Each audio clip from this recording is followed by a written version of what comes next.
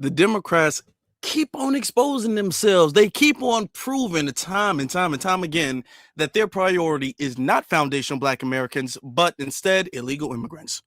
The price of freedom is death. We're coming to get our check. Welcome, my brothers and my sisters. Happy Black History Month to every single last one of you guys. I appreciate y'all for being here. Please hit that like button on the way in. Please, can you do that for me? Please. What we're going to be discussing tonight is exposing, even more so, because this is very important that we do this not only in Black History Month, but also in an election year, because they're going to put out a lot of anti-Black propaganda towards the end of the year to gear you up to vote for them, to keep them in power, to empower our replacement. Can't let that happen. All right. What we're going to be discussing and showcasing is the double standard, the hypocrisy, and how Black Democrat elected officials treat Black issues and treat the prioritizing of Black people and doing things for Black people versus their prioritizing and anger and all of that stuff. All right. And then there are some other things I want to discuss because, you know how foundational Black Americans are. You know, we always outside. We always working on something. We always doing something. There's always something that we doing, right? You know what I'm saying? So there was a town hall I went to. Shout out to Miss Jackson. Me and Miss Jackson were there.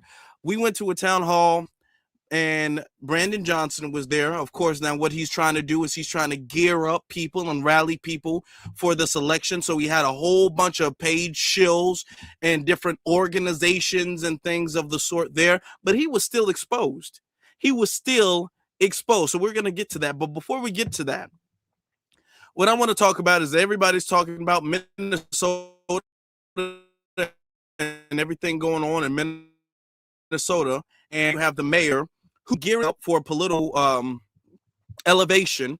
He's gearing up for a political elevation. He doesn't really want to say that, announce it yet. So that's why he's acting like some type of fake activist. He had this to say on the news. But before we get that, let me show you the previous clip. This was him when it was Renee Good who was shot by ICE agents. All right.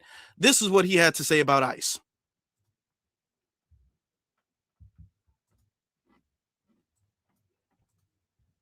This is not a partisan issue. This is an American issue. This administration and everyone involved in this operation should be reflecting. They should be reflecting right now and asking themselves, what exactly are you accomplishing? If the goal was to achieve peace and safety, this is doing exactly the opposite. If the goal was to achieve calm and prosperity, this is doing exactly the opposite. Are you standing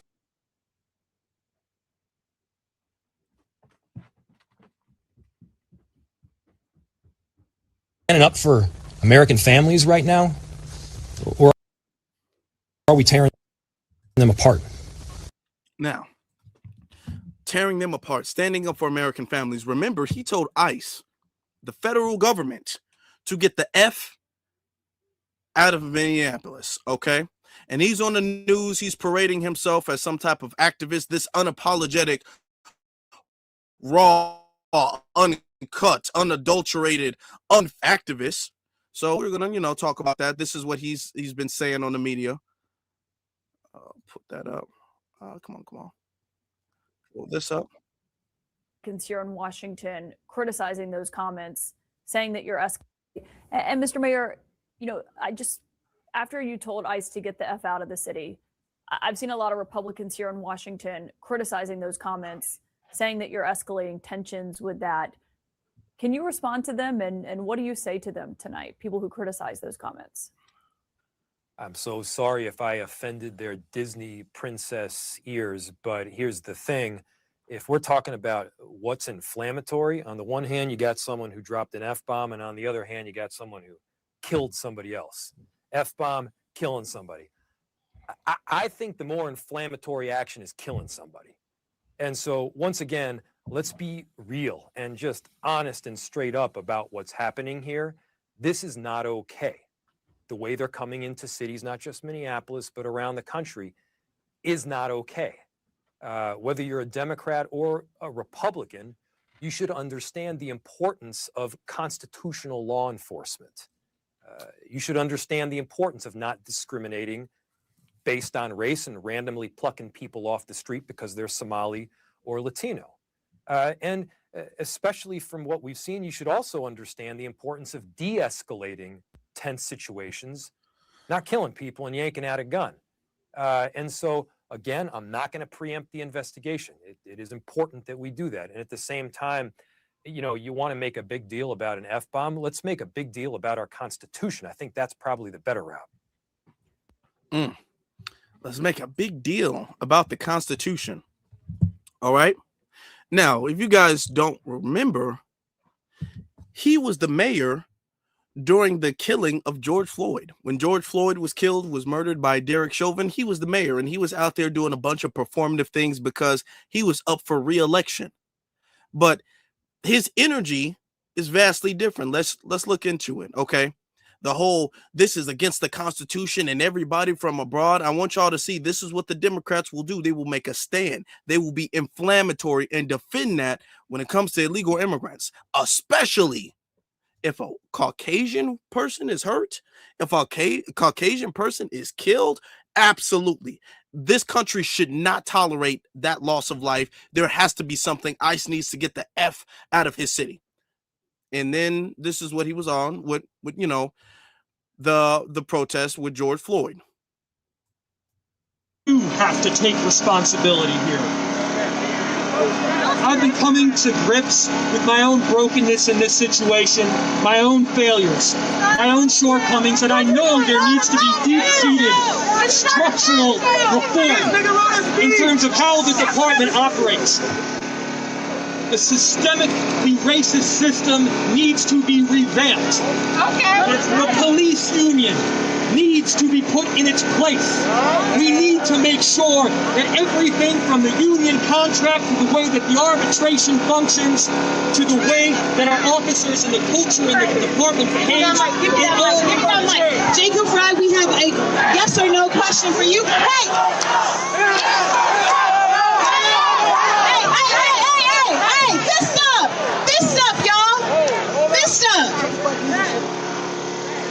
Jacob Frey, we have a yes or no question for you. Yes or no, will you commit to defunding Minneapolis Police Department? What did I say?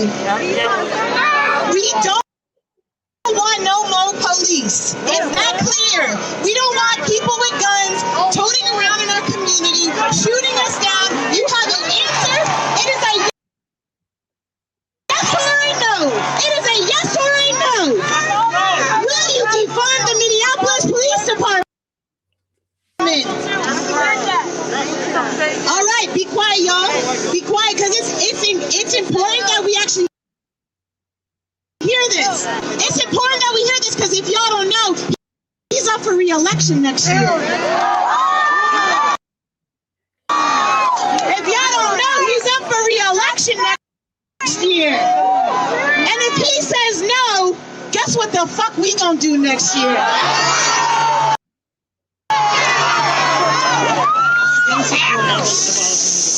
What'd you say? I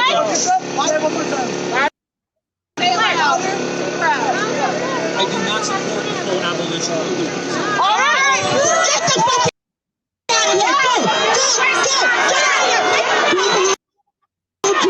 Go home. Go home, Jacob. Go home. Go home, Jacob. Go home.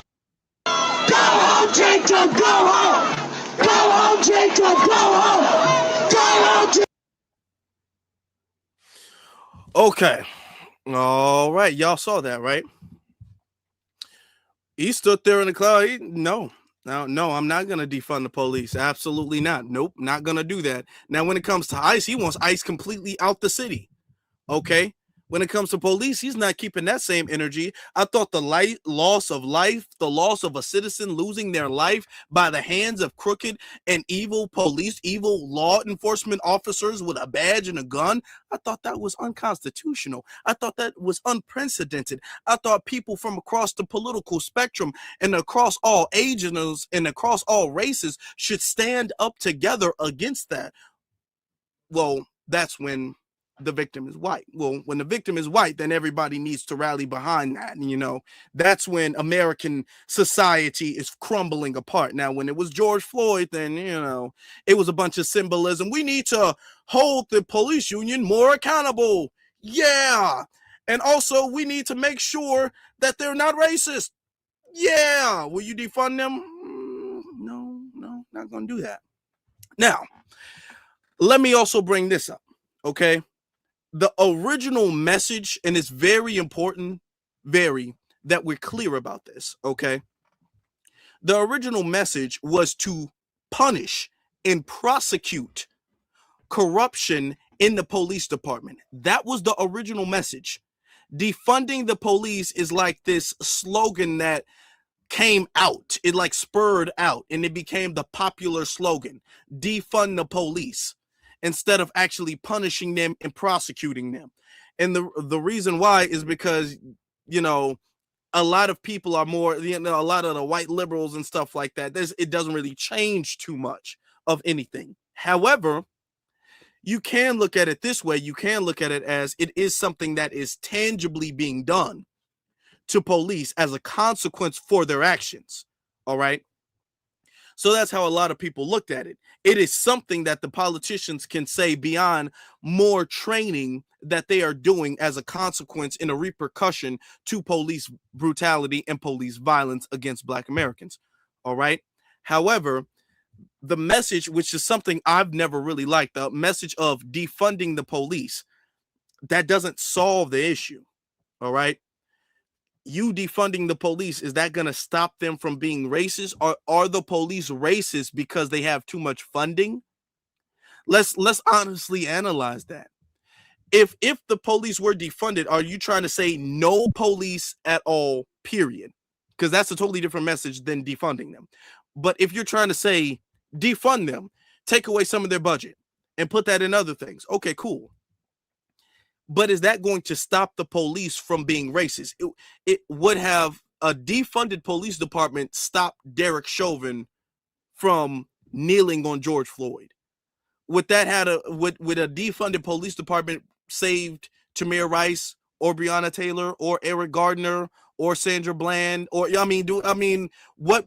That's the thing. Let's actually use a slogan that can be utilized for the solution, not just something that is easy to say and everybody understands that. They need to be prosecuted. Okay, defunding them is not going to do anything. Okay, what's going to happen is when you defund them, then they're going to sit up there and allow crimes to just go rampant and be all like, well, you guys defunded us and there's just nothing we can do and all of that. You already know the police don't really respond when a Black person calls them like that anyway. So that's what would have happened. But I do understand why a lot of people caught on to that, because a lot of people were sick and tired of the narrative of, you know, we just need more training. We need more training. We need critical race theory in the training operations of the police department. People were sick of that answer, okay? Because what tangible evidence do you have to determine if an officer is trained enough not to be racist or a bigot and an officer is not? Because according to them today, all officers are trained. You can't be trained. You can't be an officer unless you're trained.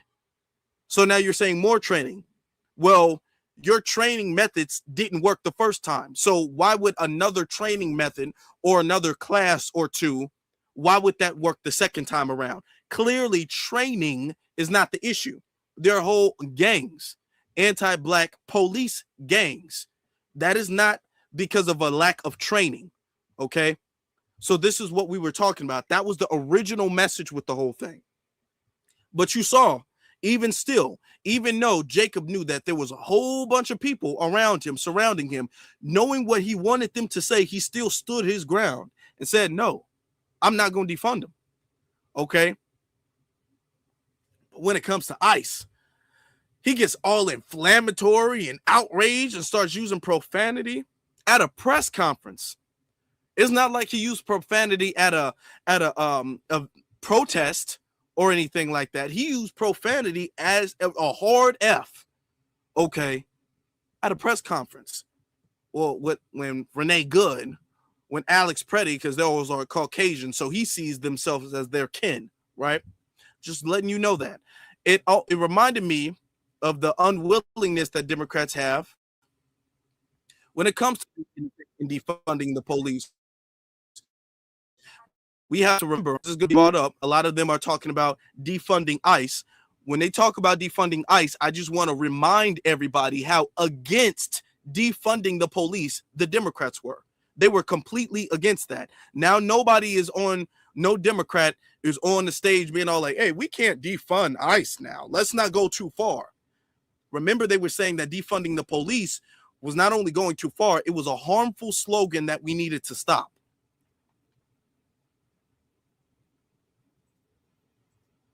I'm curious what you make of the fact of the House seats that you lost and why that happened. Well, it happened simply because we were not able to discipline ourselves according to voter sentiment. We keep making that mistake, this foolishness about you got to be this progressive or that progressive. That phrase, defund the police, cost Jamie Harrison tremendously. Now, I'm not saying it was the only problem.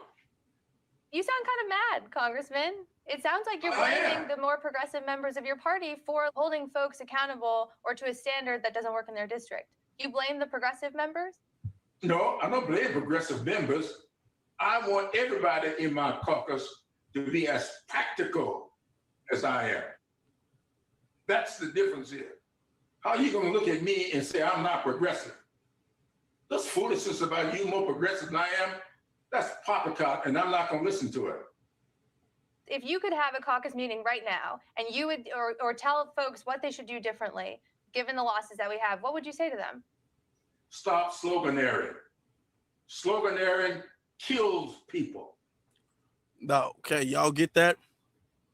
Oh, it was about being practical when it came to the police. Stop sloganeering. Sloganeering kills people. You saw the anger in his face. Does anybody want to say stop sloganeering when it comes to defund ICE, ICE out, ban ICE, abolish ICE? Those are slogans that the Democratic Party are going along with. The Democratic Party don't have this issue with sloganeering. Sloganeering isn't killing people, okay?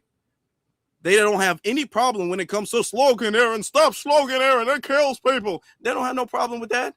Oh, when it comes to ICE, now when it comes to black people, then you got to be pragmatic. Okay, then you have to be practical. Your solution now has to be practical. Well, hold on. Let's not defund the police. Let's not go too far. You don't see none of the Democrats saying that.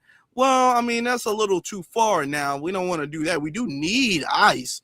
You don't see them doing that. They were doing that with the police. So I want to remind everybody, give a good refresher to everybody, because they're going out here and they're chanting, ICE out, get out of ICE, get out, ICE, get out, ICE, get out, ICE. Let me show you this. This one comes out of LA from Maxine Waters. All right. So pulling this clip up. ICE out of LA. ICE out of LA.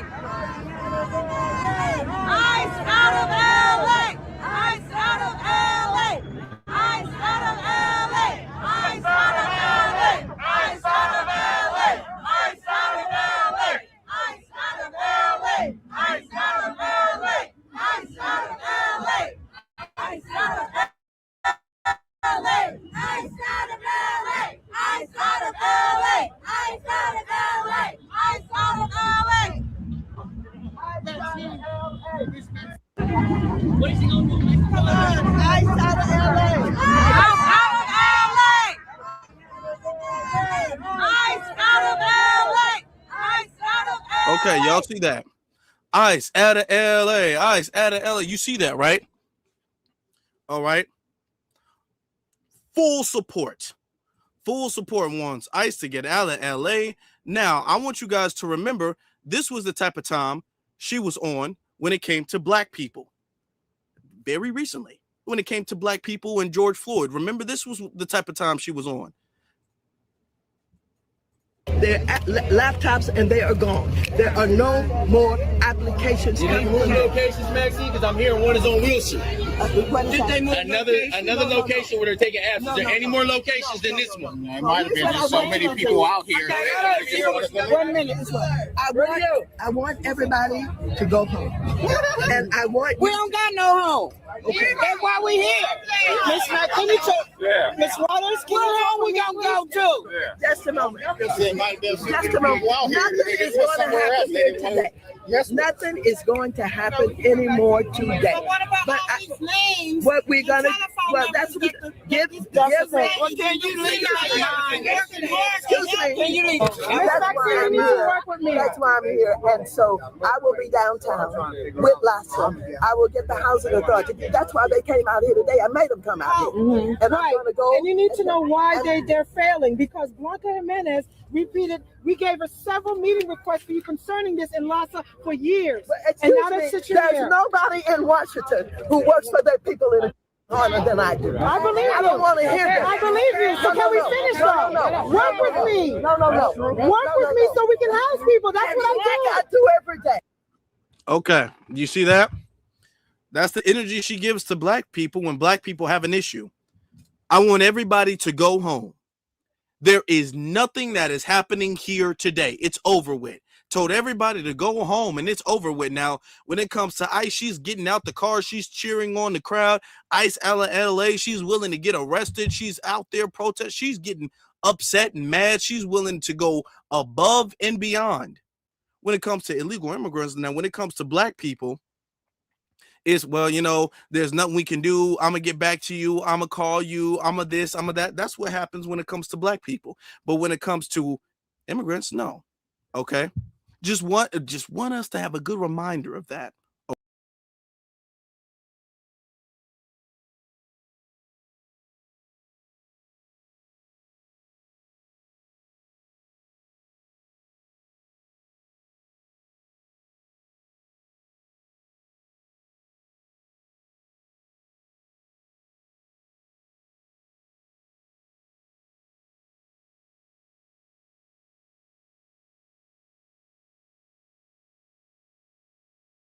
Okay, I'm back. My fault, y'all. My bad. Okay. Yeah, my bad. I clicked out. I clicked out of the thing. That was on accident. I didn't mean to do that. I clicked out the thing. Okay. But yeah. I'm back. I clicked out on accident. But anyway, as I was saying, that's the difference in energy when it comes to the way they handle ICE, the way they handle black people. We got to get a reminder. We have to have a reminder and know exactly where they stand, because they'll make it seem like they're super, super progressive. Okay. And then when you look at some of their demands don't make a lick of sense. Let me show you some of the other stuff before we get into the major thing, because I really want to get into this press conference that we had. Not press conference, town hall that we were in, right? So as far as the whole defund ICE and ICE out, I want you to understand all of this stuff is their sloganeering so they can get votes. Because many Americans did vote for President Trump in part because. What do you think should replace ICE? If you abolish ICE, what should be in place? Because many Americans did vote for President Trump in part because they felt that the influx of immigrants that are undocumented was too many.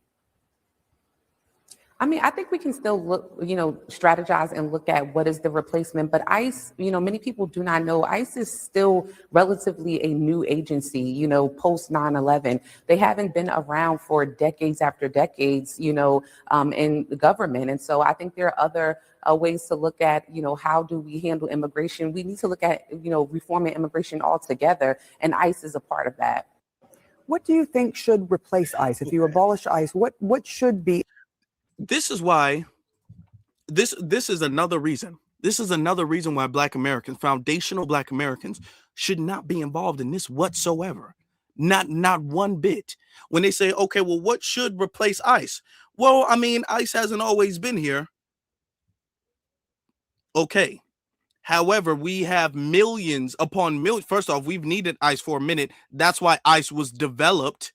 There was a creation of ICE because there was a necessity, and there is a necessity of it now this is what the American people, black people especially, we were out there in City Hall and all of that, talking about. Okay, this is what we were voicing. This is what we were complaining about. This is what I was saying. This is what you were saying. This is what we were saying. All this illegal immigration is harmful for the community. They got to go. Now you're talking about abolish ICE. What sense does it make? This was our solution to the problem. Now they want us to get on board with countering our solution. And if they say, well, ICE is too much, ICE is doing too much. And in cases, I don't think that ICE is perfect. I think there are cases where ICE does go above and beyond and overboard. Okay, I'm not sitting up there saying that, well, if you're an ICE agent, everything you do is perfect. But okay, fine. What do you want to replace them with? See, this radical, irrational, reactionary thing that the Democrats are literally abiding by. Okay, and fanning the flames of. They didn't do with the police. They didn't say we'll replace the police and then figure out what we're going to do later. They didn't say that. They said, hey, we're not defunding the police. But now they're saying they want to get rid of ICE and then figure out what we want to do later. The real part of that is that they're not going to figure out what they're going to do later. That's going to be it. If they get rid of ICE, they're just going to let a bunch of illegal immigrants in here to stay. There's not going to be a replacement agency to vet and deport people. According to them, they don't want anybody to be deported. They don't want nobody being deported at all. Now, of course, they can't say that. They can't say that on camera. They can't say that and want nobody to be deported on camera. No, but they don't. And they're showing that they don't. Let me get to the super chat real quick. Let me get to Cyberdon, my brother. He says, happy FBA History Month, 24/7, 365. Thank you very much, brother. I appreciate you very much. Now, let's get to this part right here. Hold on, because this is the thing. Now, mind you, I had to hold it. I had to sit in an angle or whatever the case is, so you guys can kind of see the woman right there with the gray hat on and the white and blue shirt. That's Miss Jackson. You can somewhat see on the stage, that's Brandon Johnson in the middle, and then there's a couple other people. I forgot their name. They're not really a part of they're not aldermen or anything like that. You did have some aldermen there, but I want to get that. The audio is as best as I could, so I'm going to be very quiet and let the whole thing just play out so you can listen to it. And I just want to say, before we get started, they said FBA ain't outside.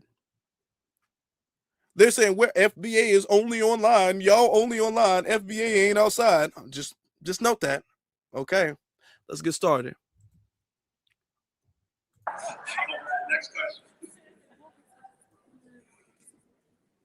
My name is Jessica Jackson, and I'm going to have my 3 minutes uninterrupted. I'm a lifelong South Shore resident, and I come to City Hall meetings all the time. And the truth of the matter is, all the money that City Hall and Cook County has spent over the last 2 years has been on illegal immigration. Everything that you're doing in here, you're talking about for illegal immigrants. Everything that you're sitting up and talking about and blaming on Trump, you need to look at what's happening at your local politics. Your local politicians pay for every vote for illegal immigration money, even when citizens came down there over and over and over again, asking you to stop all that spending on illegal immigration. You refuse to stop. And now you got us billions of dollars in debt. And now South Shore, along with other Black, South Side, and West Side communities, have got these property tax increases that are as large as 133%. Let me tell you something, people. While he's sitting up there and these aldermen are sitting right here, all of us sat right there. All 50 of those aldermen sat right there and let the South Side and West Side get these tremendous tax increases while they let downtown and the North Side get a mere 5% increase. And the suburbs got 10 to 11%. They can send them preachers out there in front of Trump Towers if they want to, but they knew when they gave downtown that tax cut that Trump Towers was down there. He did not reach from Pennsylvania Avenue or Washington, D.C. and give himself a tax cut. That was part of what you all did. You sit here and you talk about taxing the rich. You are the rich. When you leave up out of here after you finish running Chicago, you got a whole up to $3 to $5 million pension waiting for you from CTU. Don't play. The Democratic Party are the rich. That's what time it is. That's what time it is. You have messed up our money for decades to come. You have done it, and you need to be impeached.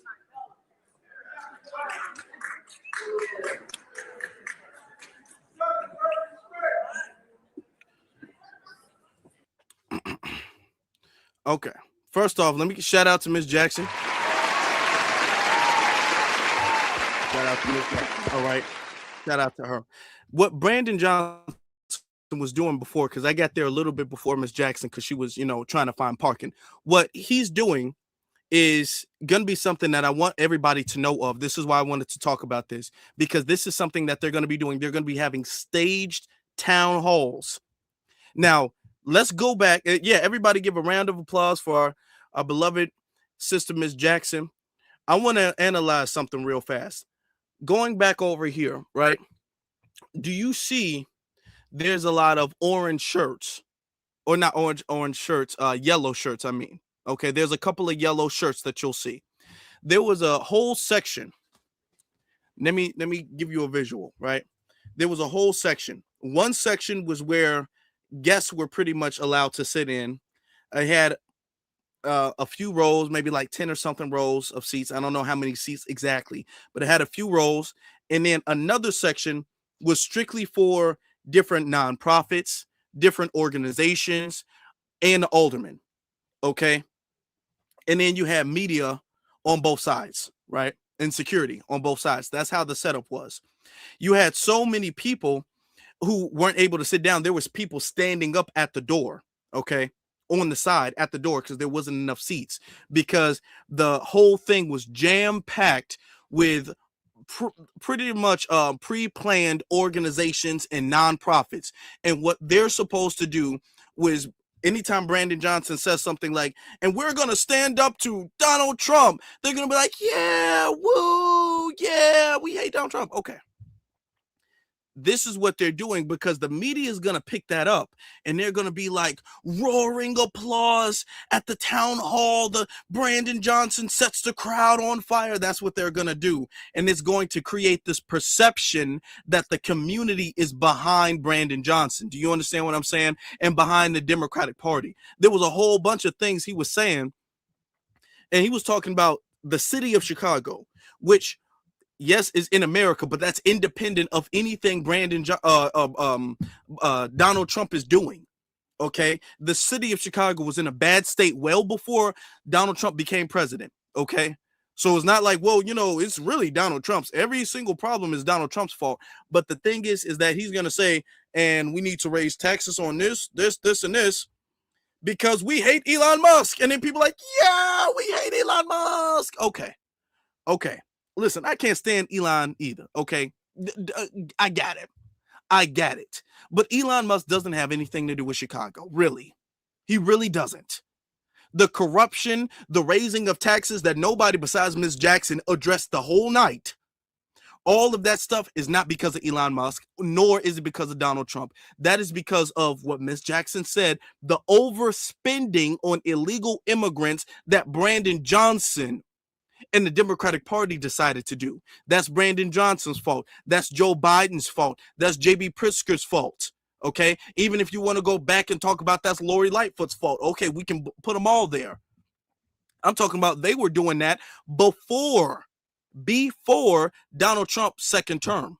Okay, and mind you, Elon Musk had only been involved in politics with Donald Trump's second term, so it's not like he had any type of political say-so. Even though he's kind of not a politician now, but he has more political say-so. He didn't have any political say-so, nor did he care about what was going on in Chicago necessarily. Okay. But they're going to get out there.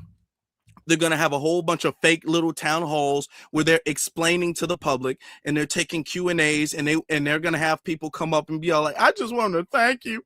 I want to thank you so much for everything you're doing in this Black History Month, and you a Black man, and you just do so hard and so good job. Oh, that's what they want to do. And then he's going to be like, honestly, I don't like the praise. I don't like the thanks. I don't do it for the thanks. I don't do it for the praise. I don't do it for the glory. But it warms my heart to hear an elder say such kind words about me. I just hold on. All my life, I just wanted to make a difference. And I feel like I am. I just gotta say that our mission now is to make sure Donald Trump's reign is over. And then the crowd goes, yeah, forget Donald Trump, yeah. Okay, all right. Ain't got nothing to do with Chicago. Got nothing to do with Chicago, but that's what he's doing, right? But let me say this. He was still checked. He was still checked. You still have some people up there wanting to address him for broken promises. Okay. Some of the people, I think they deliberately wore orange shirts so they would seem less hostile, so they can actually get a chance to speak, because you only had limited speakers there. So let me get to, hold on. Let me get to the point where it is, because this whole thing was like an hour, 30 minutes. And I timed it at, where was that? About right here. Hello.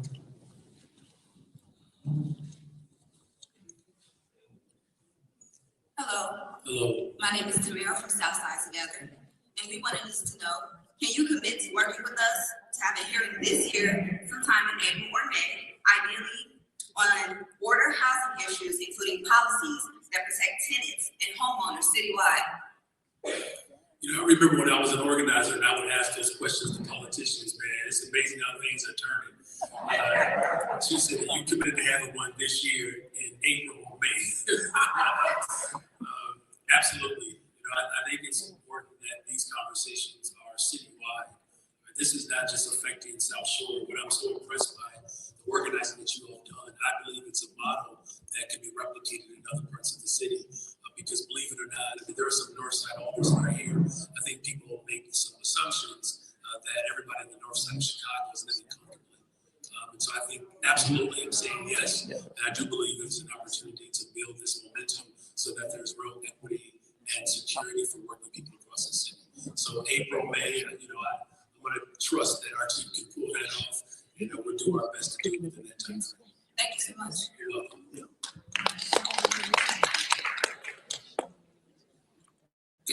Good evening, everyone. Good evening. Hello, Mayor Johnson. Hello. I'm Christy, a South Shore resident and member of Southside. Let me just say that before we get to this one. Okay, before we get to her, let me say this as well too. Okay, the whole can you commit to this date or that date? That's because Brandon Johnson, trust me, I know personally because I've talked to him face to face. He lies. He will say, okay, yeah, I'll talk to you. I'll have an organization. I'll have a sit down and meeting and all that stuff. Meet with my assistant, and you're going to see that later. See, the thing is that you're going to see later, though, because I'm going to show you there's more people going to come up. Chicago is not like, we don't have short memories. Okay. We really don't. Damn near everybody, especially when you reach a certain age, there's just like this inherent historian that you just become. Okay, we don't have, and especially really foundational Black Americans culturally, we don't really have short memories like that. All right. So we gonna meet you and we're gonna press you. You're at a press conference because you want good press, because right now he knows the press for him is really bad. So this whole thing is staged. They got a whole bunch of people. That's why they booed Miss Jackson. And they were all like, oh, boo, boo. Not even knowing why they said boo, because the thing is that anybody who came as opposition, especially Miss Jackson, because they all know who she is. Mind you, none of the people who are booing is ever at City Hall. None of them. but they're booing because Brandon's trying to get good press. But the thing is that eventually karma's going to catch up with you, because you keep on pushing the black community off, pushing them off. Oh, talk to my assistant. I'll meet with you tomorrow. I'm a little bit too busy here.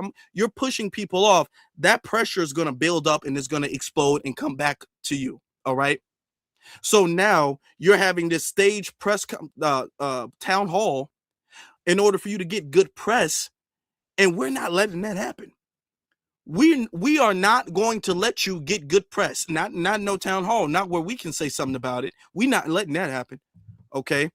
For you to push this narrative in the media that you are against Donald Trump and ICE and all of this fascism you claim that you're against, even though that's the practice that you practice. Really, he's the quite literal definition of what he's claiming Donald Trump is as far as being a fascist. Okay, we're not gonna let you get no good press. That's why I was there, and I wanted to speak too, but I said, you know what? Let me just record the whole thing. I need somebody. We need a solid person documenting this, because the media is going to clip out parts that don't make him look good. I'm not going to do that. I got the whole thing downloaded. So I said, you know what? I need to be here. All right. Because we're not letting you get away with manipulating and fooling the public. Because what happens is that when enough people believe that this is what society is behind, when enough black people believe that this is the mayor that everybody loves, it will make somebody who doesn't like the mayor or is questioning the mayor or the administration or the Democratic Party in general, it will make them acquiesce. Okay, they will eventually conform to what the majority of the crowd wants, or at least what they perceive the most of the crowd wants. What they perceive majority of the crowd wants, they will acquiesce to that. So this is why they have media manipulation to say, well, you know what, all of the people, all black people, you know, they're on this side, and you know, you got to be on the right side of history. The media manipulates and creates this propaganda to put the Democratic Party, Brandon Johnson, J.B. Pritzker, all of them on the right side of history, on the black side of history. Okay. And that might make you be all like, I don't really know, but he's better than the other guy. I don't like him. He's not perfect, but he's the lesser of two evils. It just makes sense. I mean, he's not all good, but he's more good than bad, right? That's the media manipulation. That's why what we do is so important, because we give you the full, raw, uncut version. We give you all of the little things they hide in the fine print, so that way you can have a fully informed decision. Whatever you do, your decision will be informed. You will have the empowerment of knowing what is right and what is wrong, and who is right and who is wrong. Let's get to the speaker, though.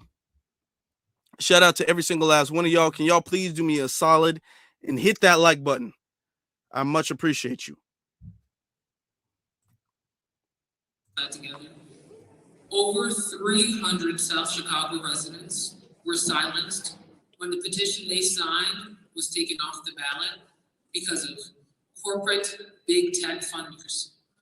You claimed to be committed to supporting Black and brown people and their safety from environmental damage. Will you attend the Southeast Sides People Assembly on March 7th to ensure that the community's perspective on the quantum computing campus is prioritized? Yes, I'm actually grateful that the Alder of the 10th Ward is here as well. Alder Chico, I know that Alder Diegues has arrived as well. I'm committed to having this meeting. I can't speak to March 7th. If March 7th doesn't work, as long as you all are flexible with my schedule, that's something that we can figure out. But I'm definitely committed to making sure that we have a conversation about how we protect the residents that are there. As you all know, you all have been fighting for equity and environmental justice in the 10th Ward Southeast side for a very long time. There's been a need for economic development. This is the first of its kind in over 30 years. What I don't want is a situation where what the community has been longing for, the community can't fully benefit or realize the benefit from it. So if March 7th doesn't work, don't hold me to that date, but I am committed to figuring out a date for both And I just want to clarify, is that a commitment to talk to us? Yes. Or a commitment to talk to the community? Because this shouldn't be decided by the few. It should be decided Well, by listen, the neighborhood. how about you do this? You decide who gets to be there. I'll just make sure I'm there. Okay? If you want just us, the community, listen, people turn out for this game. You all are so powerful that you want to turn out voters from all over the city of Chicago. So you can also invite them as well if you want. I'm just going to. Now, I'm gonna stop that right there. Stop that right there.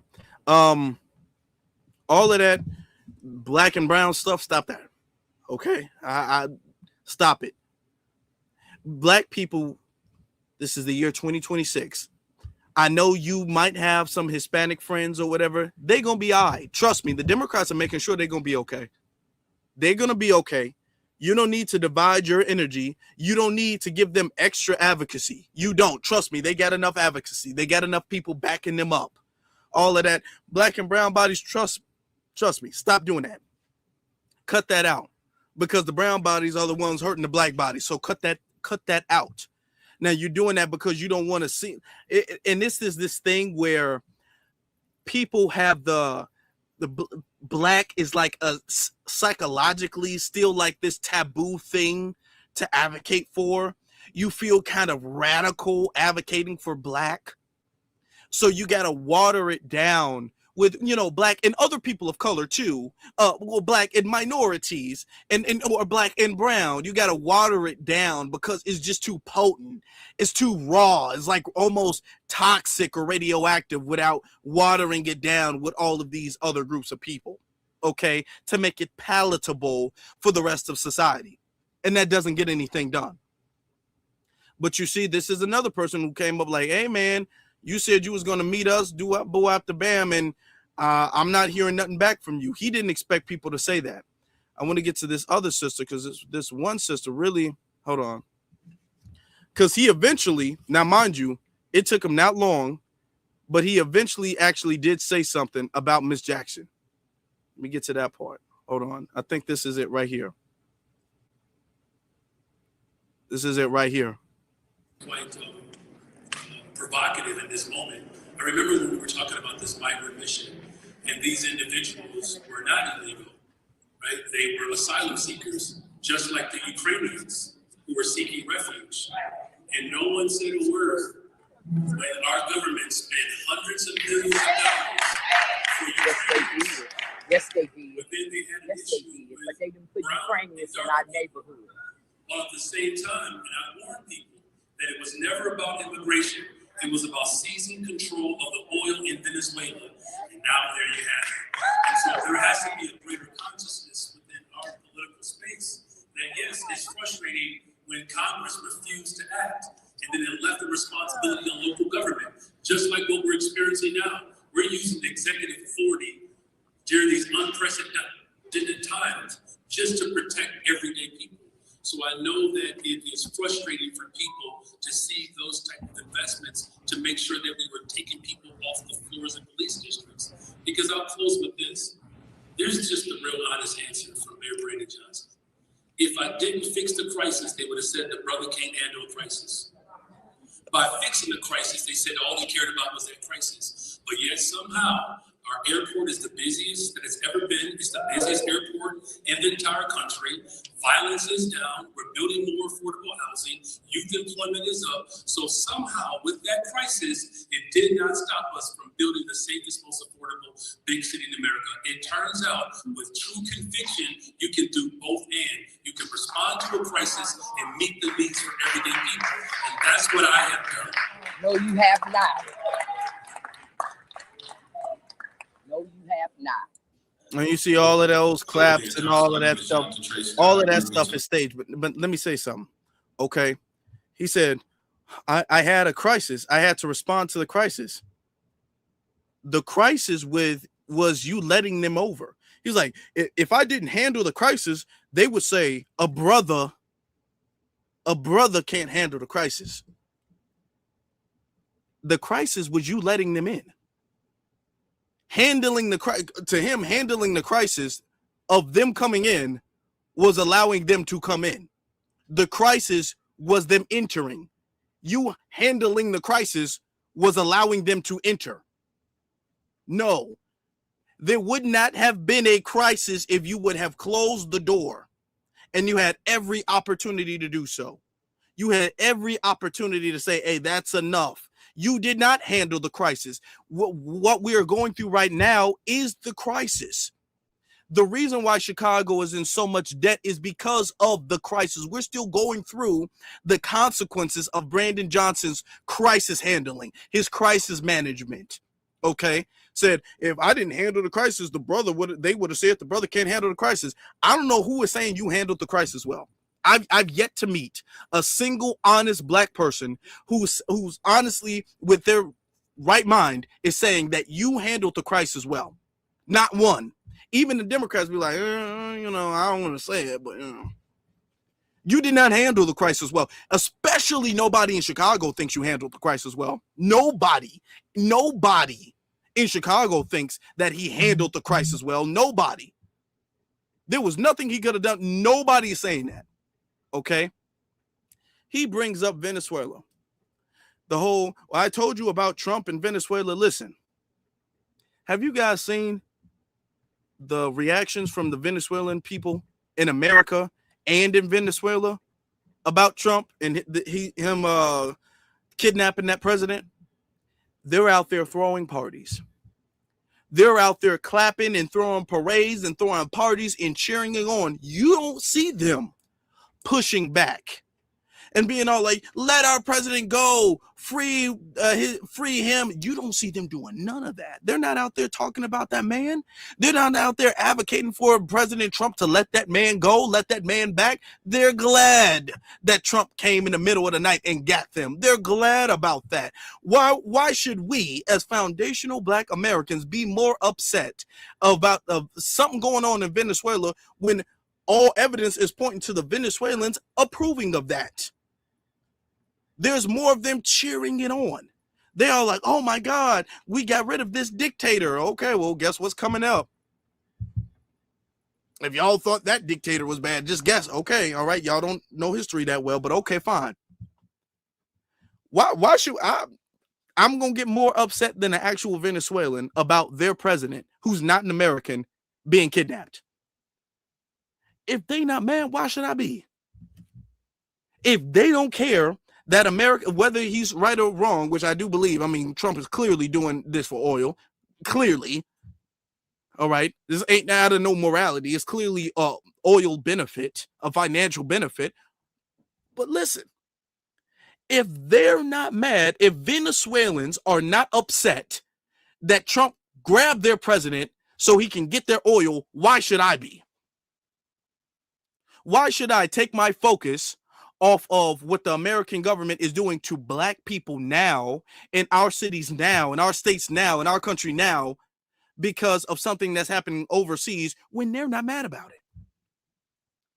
They're not mad. That's their business and they not mad about it. Okay, all right. Look, that ain't got nothing to do with Chicago at all. And what he does is he allows that to happen. He finds some way to talk about Trump, to throw Trump in there, because he knows a lot of people have this emotional knee-jerk reaction. When they hear the word Trump, they have this it's like a spark that just sets off.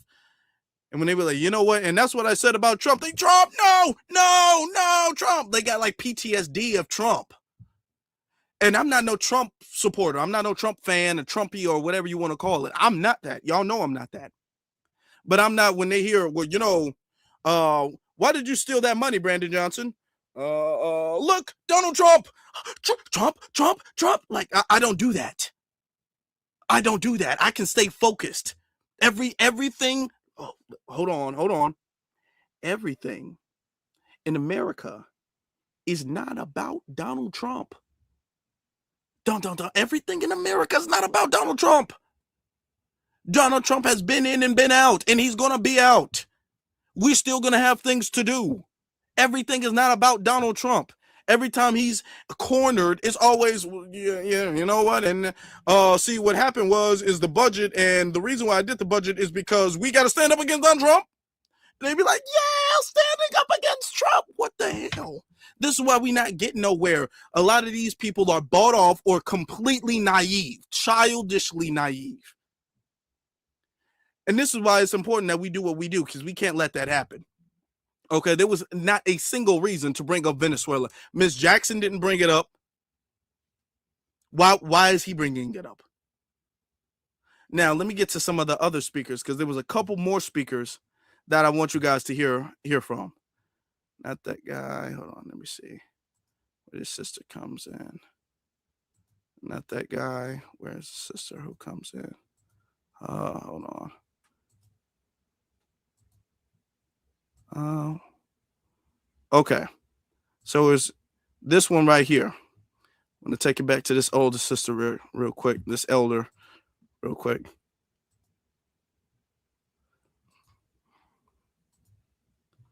Okay, there we go.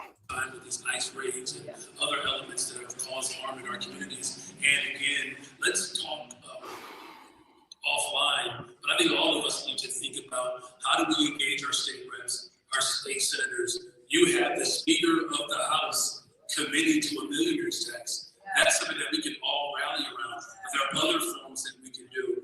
All of these alders have relationships with their state reps and their state senators. That's a collective work that we can all do. But we are still working with CPS in this budget cycle to help out what you asked. Thank you. Yes, ma'am.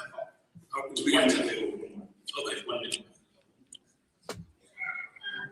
Yes, please. Diane Hodges, Southborough Community Garden, and I am public safety. So we met with you like a week or two ago.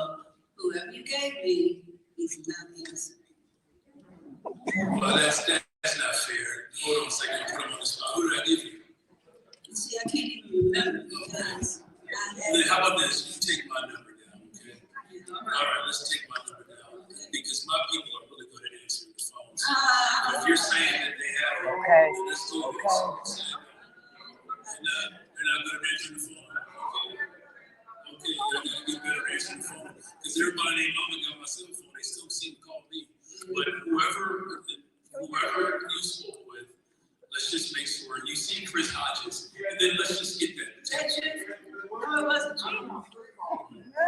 What phone number should we take now? Yeah, you have a phone number to take now? What's the phone number? No, we'll get it. Let's ask the question and we'll make sure we get a response. What is it that you need? I am an advocate of public safety, and I am very concerned about our children who are being exposed to an open drug portal, and I have been saying this for so long. We have drug zone ordinances in place, and they are not being enforced. Now, as far as the gentleman that came up here from the Chamber of Commerce, we will never get our business order back until we change the narrative that surrounds it. There are 4 apartments at 7031 South Jeffrey who sell drugs and guns openly. The police put cameras up and they knock the cameras down. They sell drugs across the street from the Walgreens, up the grocery store all day. This is nothing new. Everybody sees it. And so the question is, why is it allowed? It is an open drug program. Why is it that people come to this city as tourists and know that they can come on 71st Jeffrey and get anything they want? Why are people on their way to work getting drugs at 71st and Jeffrey at a woman's in front of her building that she hasn't even had an opportunity to do what she needs to do and to make it a wonderful restaurant space that it should be? Because we have to look at this on a daily basis. Our children are suffering. You can't read, you can't write, and now you can't play outside. What the heck? At our garden, we create a space children are suffering to come. Can't read, can't write, and now you can't play outside. On a block that was called Okay, listen, we're running out of time here. Make sure you see Chris.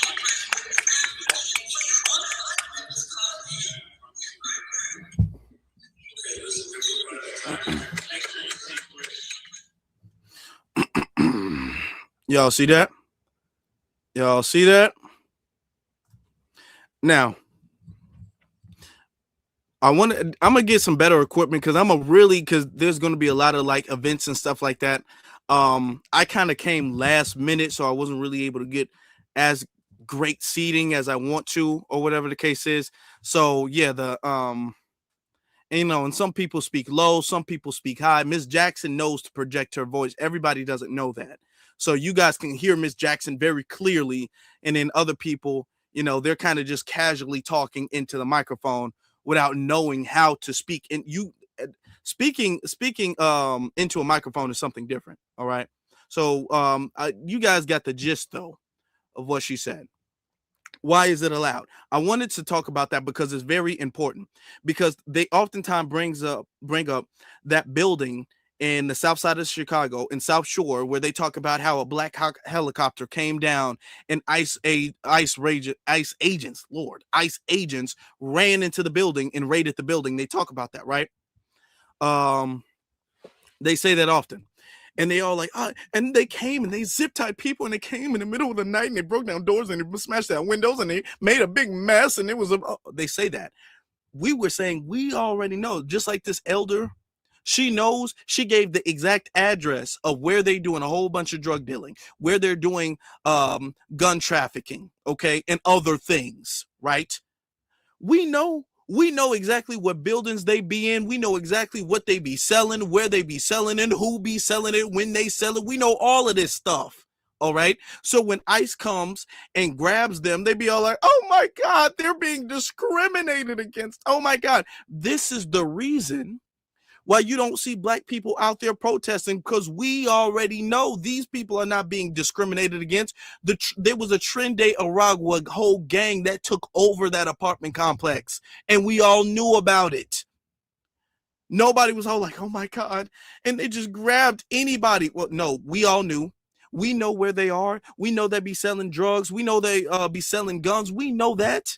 And they know that too. And then the second ICE comes and gets them, it's all like, hey, this is, well, how do they know? How can they tell? You're just discriminating against anybody with an accent. No, anybody with an accent and a gang record. Yeah. That's why. That's it. And I'm telling you, we know that. Now let me get to this other speaker real quick, and then we're going to move on to something else.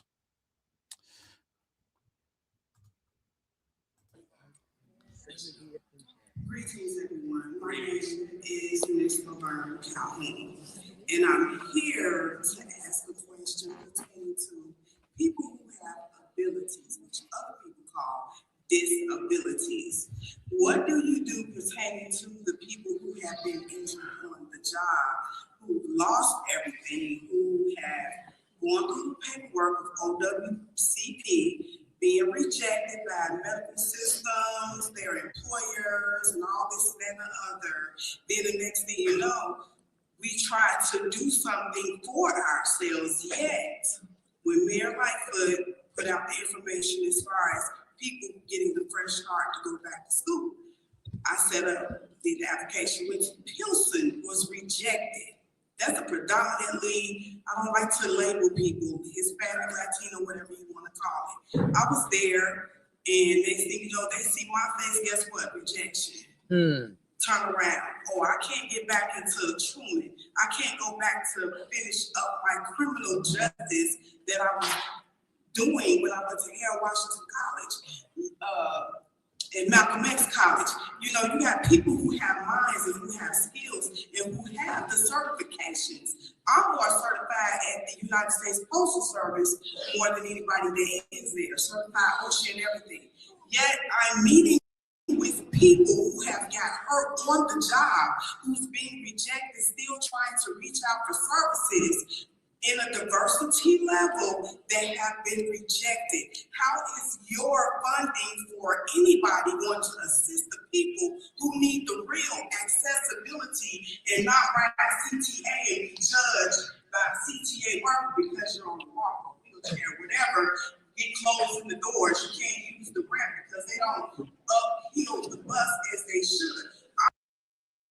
I'm a citizen. I don't play. I was raised by some awesome parents, Dr. James Calhoun and Doris Calhoun.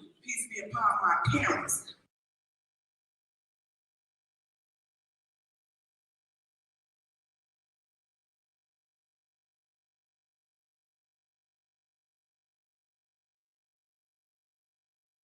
And believe me, I stay in law, I study in law, I've met with you at Truman College, right down the street from me. I don't got no problem going anywhere. I'm a part of One North Side, the homeless coalition. I love meeting with people, I network, but I need to see where the funding is really going to be an attribute to people who really need it. That's number one. Number two, I'm from North Lindale. It looks horrible.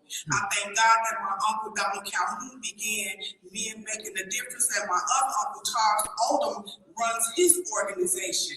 What is going to be happening with our people to be able to be creative and upcoming? I'm grateful for Marvin Hunter. I love him, but I need to see this growth happening with us. With us. Because when we do the application, my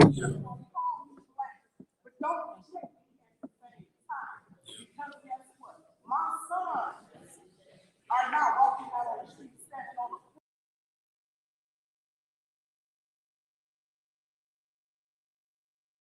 You guys are not going to be able to hear whatever because they cut the mic. After 3 minutes, they completely cut the mic, and then you can't hear anything.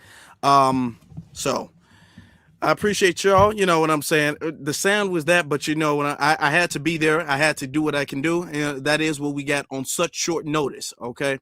On such short notice, we were able to make that done, get that done, to get that out there for the people. Just to let you know, because when you guys see there was a press conference and everybody was standing and applauding and all that stuff, y'all know the real deal. Okay. Whether it was, you know, the audio, it could be better, of course. Or all right, we will make improvements. Trust me, we will. However, you all know. Okay, it was good enough for y'all to hear, and that's the point. It's good enough for y'all to know. It's good enough for y'all to be able to see that Chicago, despite they're trying to orchestrate this praise for Brandon Johnson and his administration, despite that, people are still showing up. Not just me and Ms. Jackson.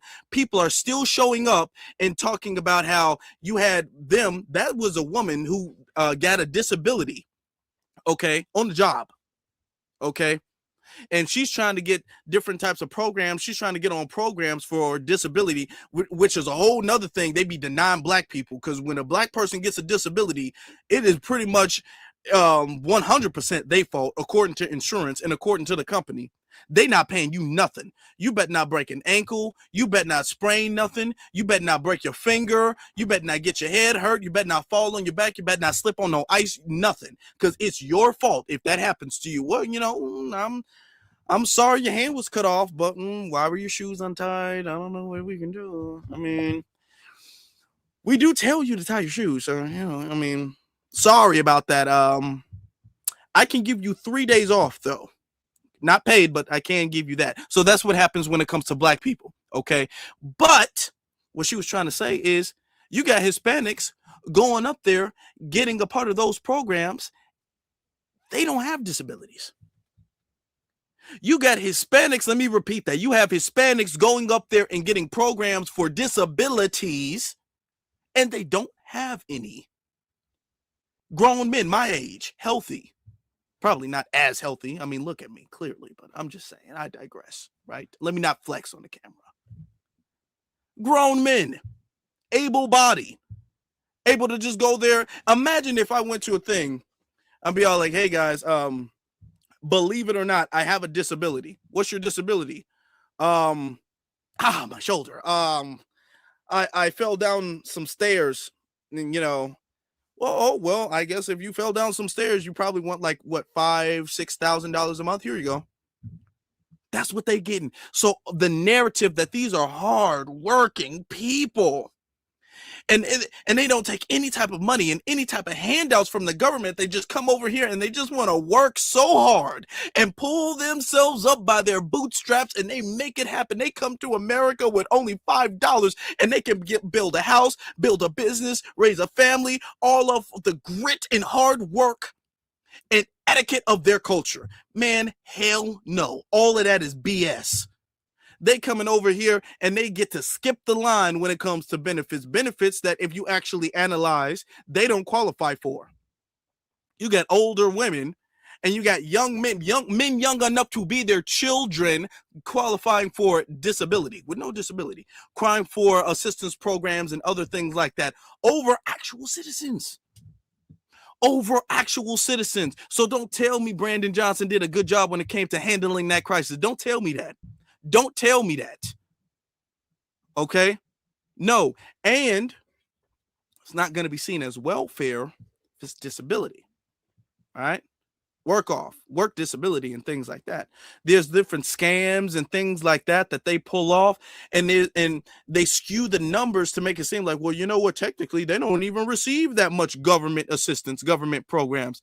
No, you guys are skewing the numbers and filtering it and putting up a bunch of little middlemen. This is what they do. So when you actually look at the numbers, people be like, haha, see, the government's not giving them blank checks. The government's not giving them blank checks. Well, no, but the government is funding a program that gives them blank checks. So yeah, actually they are. The government is knowingly funding a bunch of programs specifically so they can get blank checks. So are they going to the public aid office and filing for whatever they need to file for and getting these checks? Is the mayor handing them checks? No, the governor's not handing them checks, but they're pointing to the building so they can get checks made, and they will get it. They're not turning them away. They'll turn me away. They'll turn you away. They're not turning them away. All right. So this is how they filter and manipulate the numbers with a little buffer organizations. Well, technically, it's not the state giving them money. That's just their disability check. Well, no, we didn't give them $1,000. That's just state-funded food programs. Well, no, we didn't pay their rent. They just applied for housing assistance and rent coverage. You see how they're able to do, and that keeps them afloat. That keeps their head above water. And then they let black people drown, and then be all like, well, I mean, you guys, y'all had, if they can do it, and they barely know the language, and they just got over here, and they're not fully acclimated to the culture, and, you know, and they're being discriminated by ICE and Donald Trump and all that stuff. And if they can do it, I don't understand why you can't do it. It's probably just because you're lazy Negroes. That's probably it. That's what they do. And then they have the gall to ask us to fight for them. They have the gall and the audacity to make it seem as if we have this kumbaya, lovey-dovey relationship. Let me show y'all this. Y'all gonna laugh with this one. Y'all gonna laugh with this one. When I saw it, I said, nigga, what? I said, what? Okay, hold on. Let me show you. Look at this, y'all. And this is from The Root, which is supposed to be a black-ran organization, right? A black-ran publication. Come on, don't do that. Okay.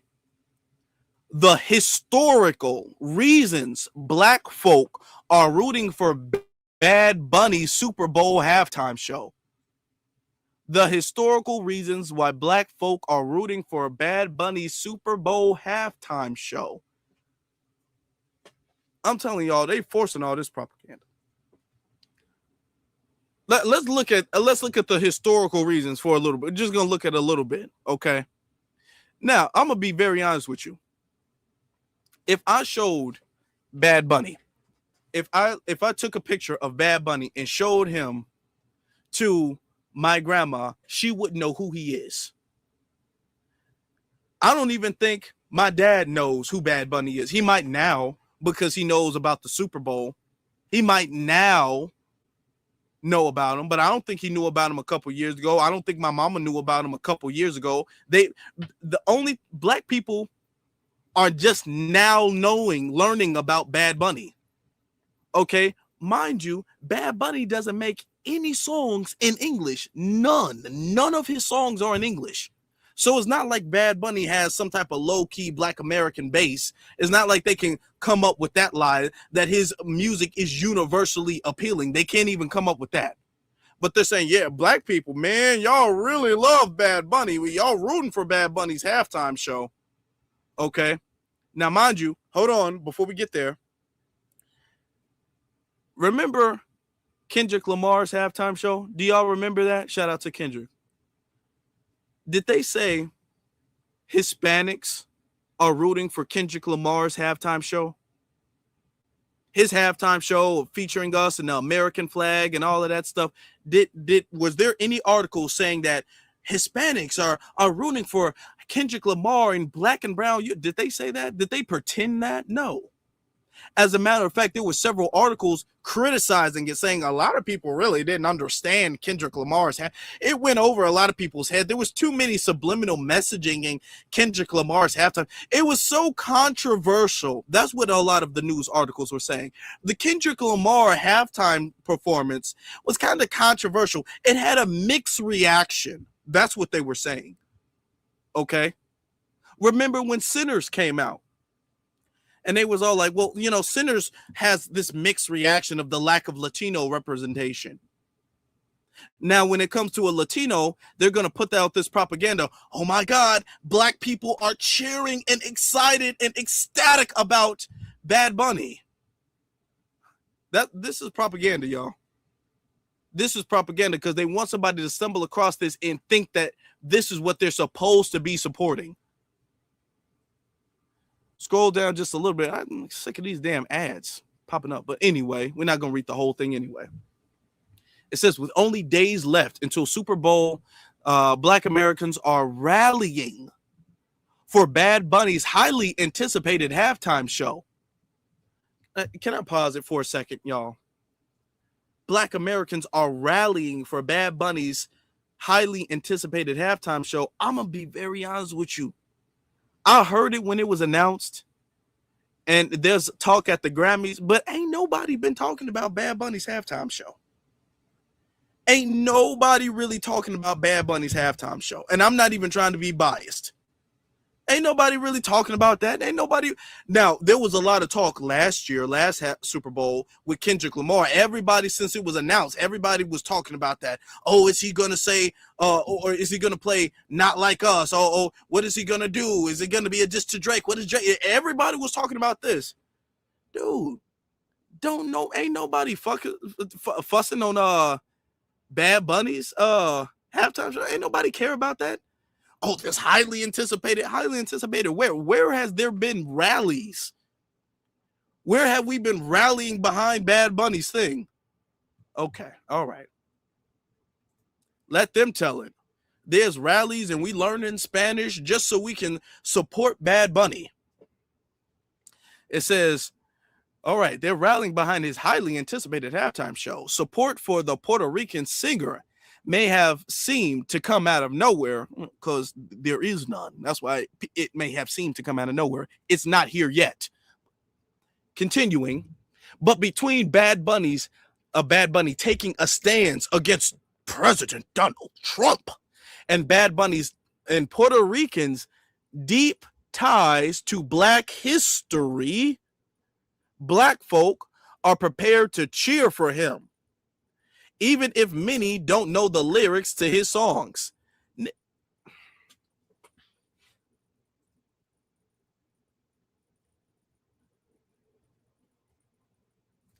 Even if many don't know the lyrics to his songs. The reason why most don't know the lyrics to his songs is because his songs are not in English.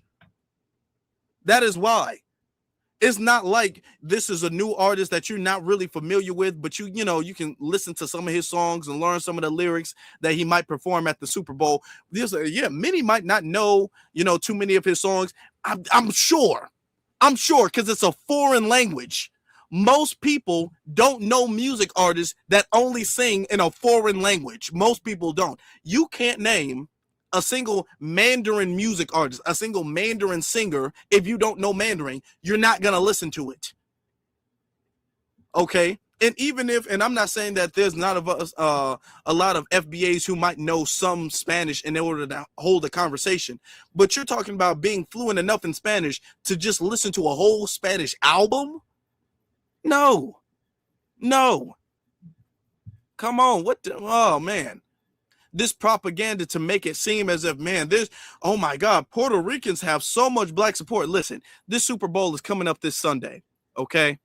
You're going to see the media push out this propaganda that, oh my God, look at the Black people. And a lot of these Black people are probably going to be in a crowd, probably going to be non-FBAs.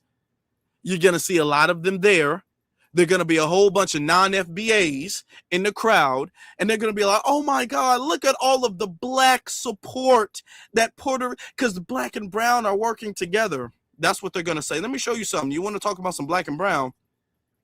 Let me show you something. We're Black History Month. Black History Month is about and for and created for the reasons of uplifting and shining a light on Black American history.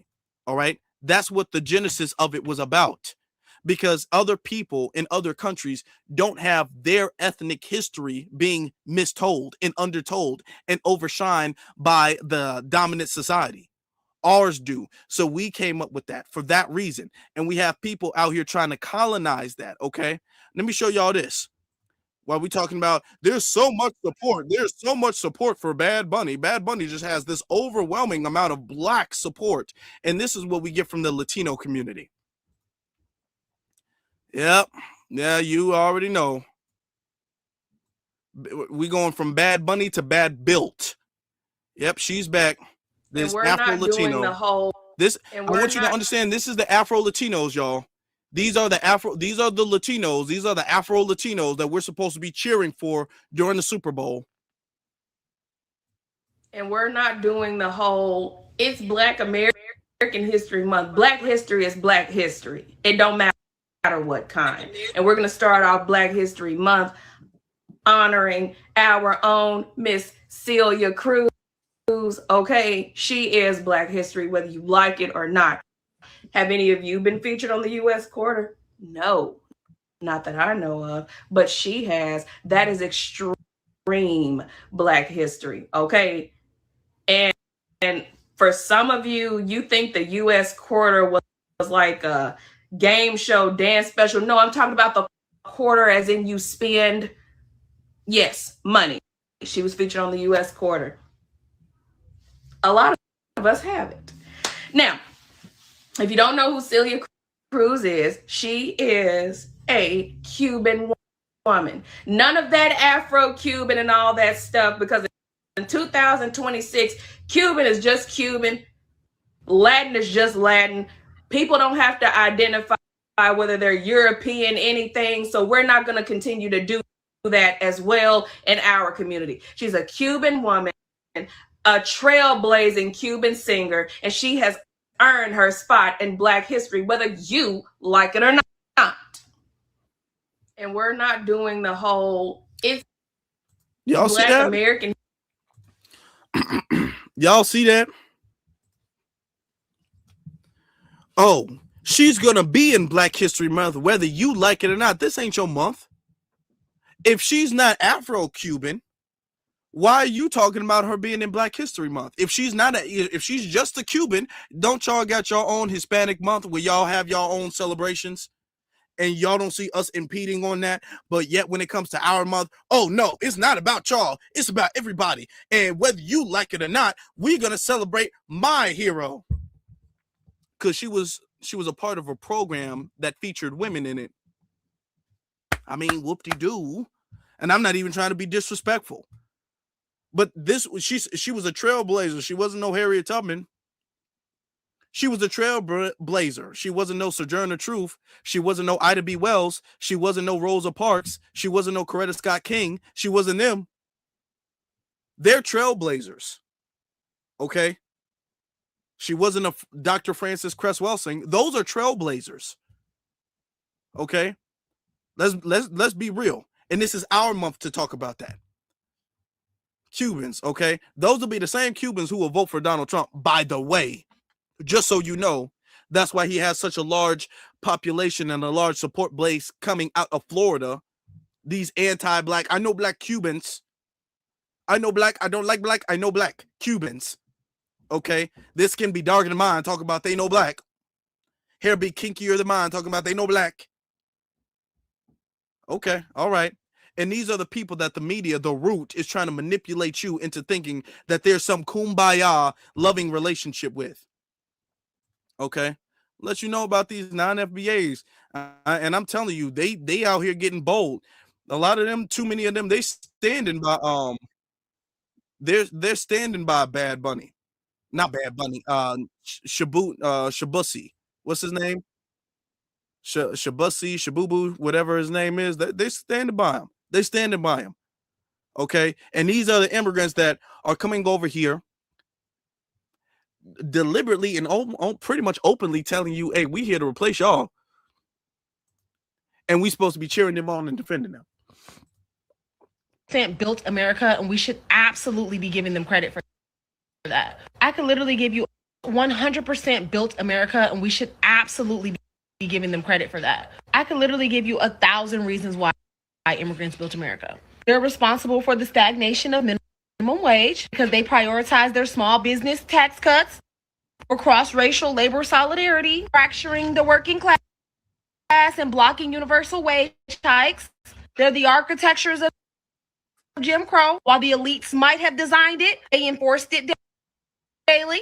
No, the video's hold on. That video's lagging. Hold on. I'm gonna load that up in a little bit. I'm gonna load that up in just a little bit. Let me show y'all. Let me show y'all something else.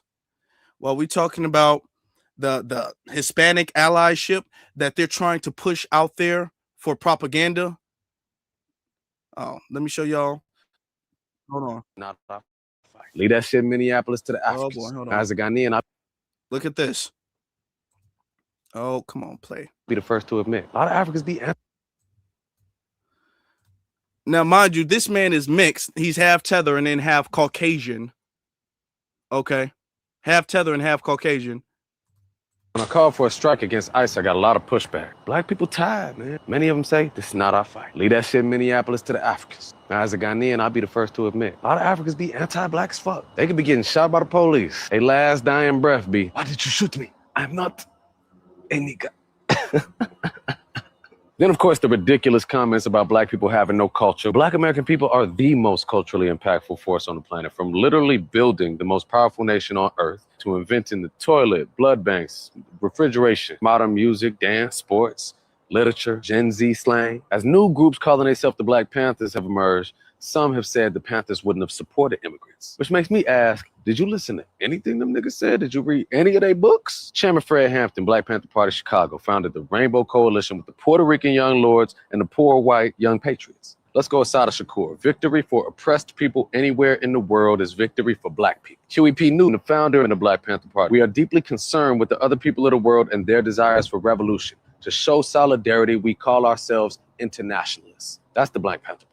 But it's not just the Panthers. I mean, MLK sacrificed so much to stand for the Vietnamese people. Malcolm traveled extensively all through Africa, coalition building with Nkrumah in Ghana and Nasser in Egypt and Palestine, the PLO. Malcolm X wasn't always about protests. He wasn't marching like that, but he said that. If you think we should get Mississippi straightened out before we worry about the Congo, you'll never get Mississippi straightened out. Like, yo, the heroes of black history already addressed all this shit we dealing with today.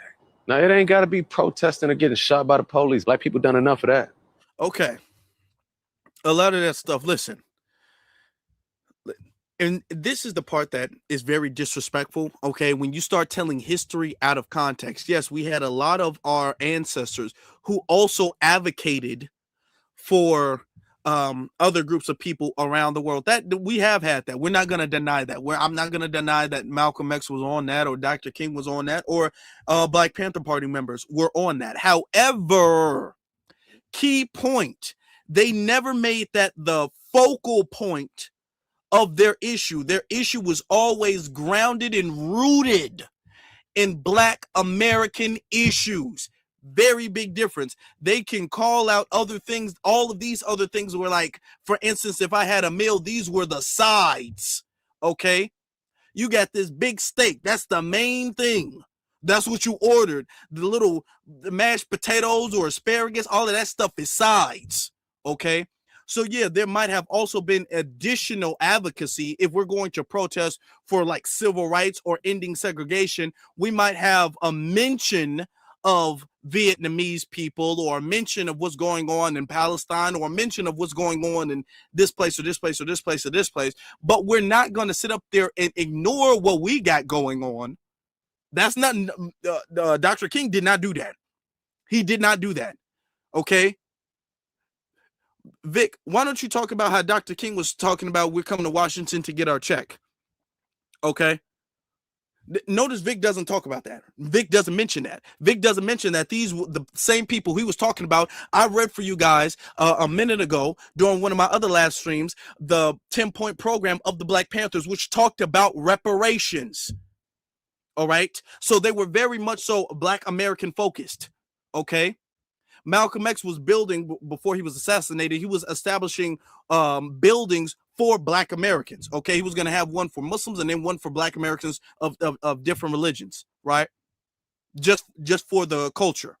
Okay. But you're trying to make it seem as if our leaders put them at the forefront, put them as the priority over ourselves. And that's not what they did. And that's not what we'll do now. This whole narrative of we got to make the same exact moves that they made. No, we're living in a very different time. I honestly do not believe today that if Reverend Dr. Martin Luther King was alive today, he would be against what we're on. I don't believe so. I do not believe that if Malcolm X was alive today, he would be against what we're on. I don't think if Fred Hampton was alive, or Huey Newton, I don't think that any of them would be against what we're on today. Okay. I think that these were people of their time. They had mind you, back in their day, there was no social media. They didn't even have cell phones back in their day. Back in their day, we have pretty much everybody you see walking around the street got a phone on them. Everybody, young, old, there's a phone on them or in their purse or in their pocket or something like that. Everybody. That wasn't the case during the times of the civil rights movement. Folks didn't have cell phones, let alone access to the internet. What is the internet? They couldn't do that. You would have to go to a library to fact check things. They didn't have that ability. Okay? We do now. Times have changed. We understand things better now.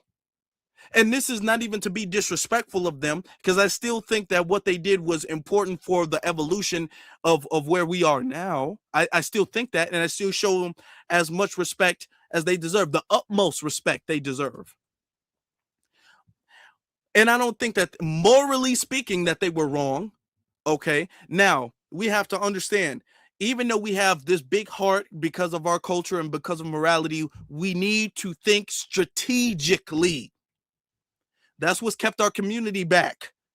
We all got motivation, we all got big hearts, and we all got strong spirits, but enough of us are not strategic. Strategically speaking, we should not focus on the advocacy, which would mean not only the advocacy is not like they're being bombed, keep that in mind. Because when Dr. King was fighting against Vietnam, he was fighting against American troops, sending resources of American troops that was taking the focus off of the civil rights movement, which is one of the reasons why they did it. Okay, let's really, it's Black History Month. Let's really talk about history. One of the reasons was there was two.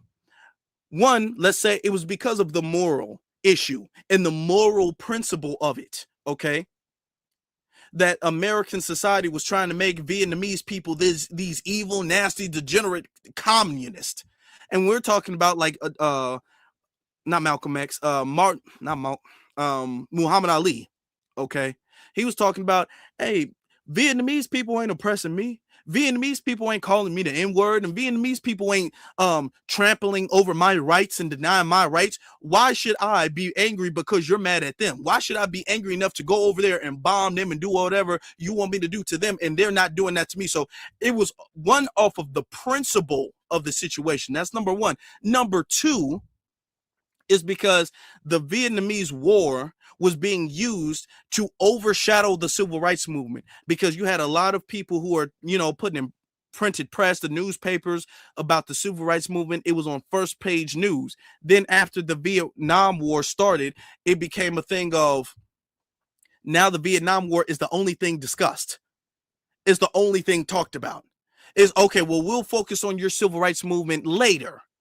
Let's focus on the Vietnam War right now. We got a bigger issue right now. And Dr. King was like, no, man, all of what you're doing is wrong. Everything was wrong. Okay, I don't support that because you're sending resources, and because you're doing that, you're trying to stall and kick the can down the road and deny us our rights by saying there's a quote unquote bigger issue. So that's where that's another part of why they were against that. Okay, mind you, I'm gonna add a third thing. Let me add this third thing. America was bombing them. They were going over there with guns and assault rifles and dynamite and blowing them up. Okay, going to somebody else's soil and blowing them up. That's not happening to illegal immigrants in America. That's not happening. That is not close to it. Okay. So they're talking about, well, you know, Dr. King was against Vietnam. Okay, well, yeah, America's was going over there pretty much blowing up poor people. Nobody in America is getting blown up. ICE is not blowing people up. Okay, there's a couple incidents, and I'm not even saying it's justified. I'm saying it's unjustified, even for the sake of the argument. But there's a couple incidents where people have gotten shot, and that's unfortunate and that's tragic, and there does need to be some type of consequence. However, ICE is not out there sitting up there in helicopters dropping dynamite sticks on nobody, on immigrant communities, while you're trying to compare that to Vietnam. So there was a lot of reasons why Dr. King advocated against Vietnam. There was a lot of strategic reasons why Dr. King advocated against Vietnam, and why Malcolm X and the Black Panthers and all of that, they would advocate for to end the injustice in other parts of the world. However, they were not about making other people's issues the priority, which is what you want us to be about. You want us to be about making them the priority, okay? It's not like they're coming over here and you're saying we need to advocate for them to be the priority. No. Dr. King was fighting for Venezuelans as long as they was in Venezuela. Malcolm X was fighting for Palestinians as long as they was in Palestine, okay? Once y'all cross that border and come over into our community, things get different. So we're not fighting the same fight. Like, oh, well, Dr. King did. No, because when Dr. King was doing it, they were home. Now they're here. Totally different situation now. I want them to live the best life at home. That's all I want. I'm not mean. A lot of us is not mean. I want y'all to live the best life y'all can. Home. Just not here. Just not in our community. As you siphoning off our resources. Go over there and you got it. I applaud you. Go over there, you got it. You just can't do that here. And see, that's not what was going on during the civil rights movement. Okay? There wasn't millions and millions and millions of illegal immigrants in Black communities taking out resources. Okay? And being prioritized by Black politicians. So no, of course they wouldn't have said that, because that was very far from the reality of the time they were living in. But now we're saying that. Okay? Now we're saying that. Honestly, man, I think that's enough of this guy. That's enough of him. I'm sick of this dude eating fruit in these weird see-through shirts. Peeling, or I'm sick of that. I'm sick of him doing that. It gets annoying. This man got these weird see-through shirts and then just be pulling. Nah, I'm not into that. I don't know what he looked like. He just left a strip club and he was the stripper. So no, I'm cool. I'm cool. I think we heard enough. We heard more than enough. All right. Let me show y'all something else too. The Democrats are trying to force this support, right? I want you to look at this. The whole voter ID thing that you have Democrat politicians going on like they need voter ID. They need voter ID. We need to change the voting laws because we shouldn't have voter ID. Most people want voter ID. Most people do. Take a look here. Favorite photo ID to vote. 85% of white people favor it. 82% of Latino. 76% of Black Americans favor it. So the bottom line is this. Voter ID is not controversial in this country. A photo ID to vote is not controversial in this country. It is not controversial by party, and it is not controversial by race. The vast majority of Americans agree with Nicki Minaj that, in fact, you should have a photo ID to be able to vote. So something of a non. Take You a see look at that? your favorite. While they're trying to make it seem as if black people are all in one opinion that goes along with a specific political party, most people are like, no, voter IDs are common sense, and we support that. So when you actually look at the real numbers, we are not on what they saying we on. We're not on that type of time at all. Let me get to these super chats real quick. Okay. Ms. Nisi says, Afro, you weren't wearing your glasses for the culture / TikTok. Ooh, you saw that. Okay. She saw it. She caught me, guys. Damn. Okay. You already know what I'm going to say. Oh, she saw it. You know what? I didn't even think about that. I was thinking that, ooh, that's a cool new look for because, on the other channel for the culture, we have, I changed the template in the format so you can actually like see the panel and see me and all of that stuff. So a lot of people are liking it so far, but before then you weren't able to see, you just could hear the conversation. Now I'm in trouble. Okay. All right. That was a mistake. Okay. I'm gonna put it on next time. Thank you for the super sticker. Thank you very much for the super sticker. Tanya or Tonya, appreciate you very much for both your super stickers. And then Hannah, thank you very much. I appreciate your super sticker, beloved. Thank you. And thank you to Linus Be Blessed for your Cash App. Thank you very much. Yeah, thank you very much. I appreciate all of y'all support. I do. This is foundational Black American history, okay, that we're doing here. And I want y'all to know, they were saying that foundational Black Americans, y'all this hate group and y'all outside. Nobody outside of social media is going to identify as foundational Black Americans. Remember they were saying that? Can we get a drum roll, please? Because there's one more thing I want to show y'all. Okay, there's one last thing I want to show y'all. The whole narrative of y'all are this online xenophobic hate group and nobody's going to identify with you guys because y'all hate Africa. Okay, look at this. Look at this. Round of applause, okay? On this Black History Month, we're highlighting foundational Black Americans whose ingenuity, innovations, and labor play a critical role in American culture and infrastructure, including Alexander Miles, who invented automatic elevator doors in 1887, and Garrett Morgan, who invented the 3-light traffic signal in 1923. And our next guest is working to ensure that foundational Black Americans' contributions are known. Before the modern day toilet, the can, the pot, the throne, the john, whatever you call it, going to the bathroom used to be messy, uncomfortable, it smelled bad, and it could also spread disease. All that began to change because the foundational Black American invented the modern indoor toilet, and his name was Thomas Elkin. Yeah, thank goodness for Thomas Elkin. And that is just one of many videos made by author and creator of Foundational Black American Legacy, Teresa Allman. On this Black History Month, we're highlighting foundational. Y'all see that? Do y'all all see that? Foundational Black Americans, we are the highlight. And shout out to that sister. She be making good content about our inventors. And that's another thing that we got to pay homage to.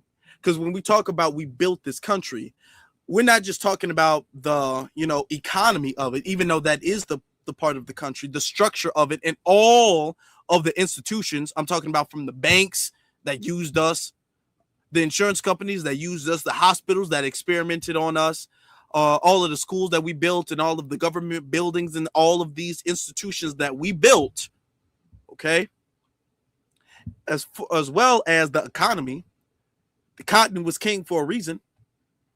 But even after that, family, even after that, the fact that we've created the traffic light, the fact that we created the light bulb, the fact that we created the toilet, the fact that we created the fire hydrant, the fire extinguisher, okay? The fact that we've created the elevator doors, okay? I mean, I can go down the list from the smallest things to the folding chair to even more important things like the doorknob. Do you know back in the day, like if you would watch some of those old like ancient like medieval times and all that stuff, they didn't have doorknobs. What they would have is very big, heavy doors with grips on it that you would have to pull and push and pull and push, and the doors would have to be very big and heavy so the wind wouldn't blow it anywhere, okay? And then they would put like a stick to keep the door in place. So it would be a very big inconvenient thing to pick the stick up and then move this big heavy door. Now, because a foundational Black American invented the doorknob where the door would latch into the wall, and then you can twist it and open it. So you wouldn't need something to lock it there because the doorknob will automatically latch into that. I'm talking about so much stuff, the medical interventions as far as us being able to transfer plasma, which is blood, to give people blood transfusions, okay? The first open heart surgery, all right? These are things after slavery that were foundational not only to America, but to the whole world, really. So when we say we built America, America was built by us, which is why it's so disrespectful when Shabuzi said otherwise, because immigrants didn't come here and do that. They came here and benefited from the toilet we made, from the doorknobs we made, from the streetlights we made, from the light bulbs we made, okay? From the medical inventions as far as transferring plasma and the open heart surgery to the peacemaker, to all of these things we have done. They benefited from that. They didn't add none of that. They didn't add that.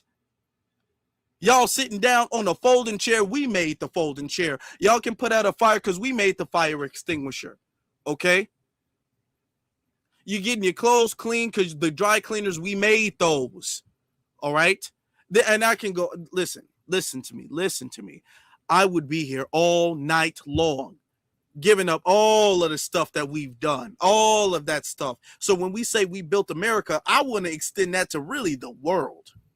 If we're going to keep it real, okay, because our inventions have reshaped and modernized the human planet, the human life in and of itself, okay? You can talk about smaller things as far as the video game consoles. Do you guys know that video games, if it wasn't for a foundational Black American, we would have no video games. There would not be any video games, okay? Brief story, because video game consoles came with one game per console, okay? So if you wanted to play a different game, you would have to buy another console, and that was very expensive, and you'd have to have a stack of consoles to play a variety of different games, which is why there was arcades and things like that. But that at home, people couldn't do that. And that was becoming very expensive. And they were going bankrupt until a foundational Black American brother decided to take games and put them on cartridges. Like the Nintendo and all of these other games, the Nintendo and Atari and all these things. He put the games on removable cartridges. So you would only have to buy one console, but you can just change the cartridge and you can play. Now you can play Mario. Now you can play Sonic. Now you can play Mortal Kombat. Now you can play Street Fighter. Now you can play whatever you want to play. Okay. And all you have to do is buy the cartridge individually. And now that became a thing when then PlayStation was able to do something, Xbox was able to do something, Microsoft, all of these companies were able to make billions of dollars off of the video game industry. And that's because of us. See, there would be not only major inventions that we wouldn't have, the whole world as we know it, there wouldn't even be that. As far as the entertainment, what's interesting about this is that you have Bad Bunny. How many of y'all know this history? You got Bad Bunny about to perform in the Super Bowl. Do y'all know why there is a Super Bowl halftime show? Do y'all know why the Super Bowl halftime show is such a big thing? That's because of us. We've made the Super Bowl halftime show a big thing. Foundational Black Americans made the Super Bowl halftime show a big thing. All right. Don't I might be getting my programs confused, but I know it was the Wayne brothers, the Wayne family, that did it, because they were playing programs during the Super Bowl halftime show because pretty much nobody was watching anything. Okay. And then people decided, like, hey, everybody's tuning in. People are still want to be locked in and sitting there and watching something before the other half of the game. So with the Wayne brothers pretty much inventing or redefining rather a Super Bowl halftime show. Okay. That's why Bad Bunny, a lot of people don't know who Bad Bunny was, and people still wouldn't. There was a lot of people who would, but people still wouldn't if it wasn't for us. Okay. People don't understand these things. And they want to minimize that by saying immigrants came and we all did it together. Tell me what part that they do. You can't. You can't. You can't tell me what part they did. I'm talking, there's so many opportunities, so many things. Stand-up comedy. Stand-up comedy was not that hot of a thing until we started getting involved. Pretty much, and that's why when people talk about stand-up comedians, the first people you think about are black men. Okay, you think about people like Bernie Mac, and you think about people like Cat Williams and Dave Chappelle and all of these other people. You don't really think about DL Hughley, you really don't. But you know, he was a king of comedy. But you know, even some of the women there, back in the day, women, as far as being a part of stand-up comedy, that was a crazy taboo thing, and it was our sisters who made that a thing. All right.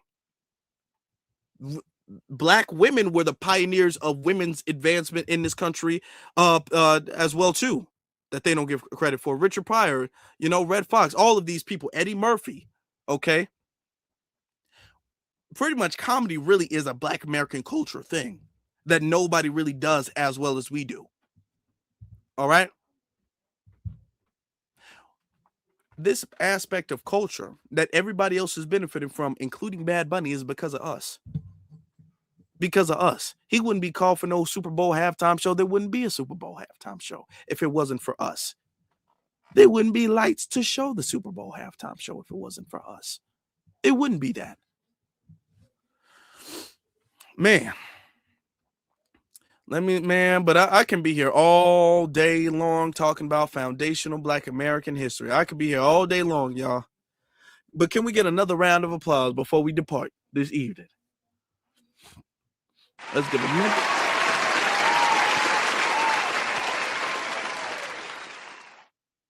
And like I said, it's almost a beneficial thing that he said that, because that just lit the fire in us to showcase how rich our history is.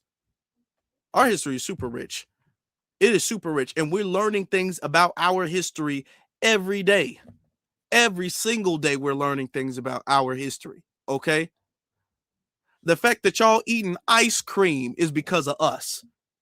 Don't get me started. Don't get me started. The fact that they're eating ice cream is because of us. The fact that they're eating potato chips is because of us. Y'all already know the fact that anybody eating peanut butter is because of us. Let me not get started. See, I'm about to get started. Let me not, because we're gonna be here for another 4 or 5 hours.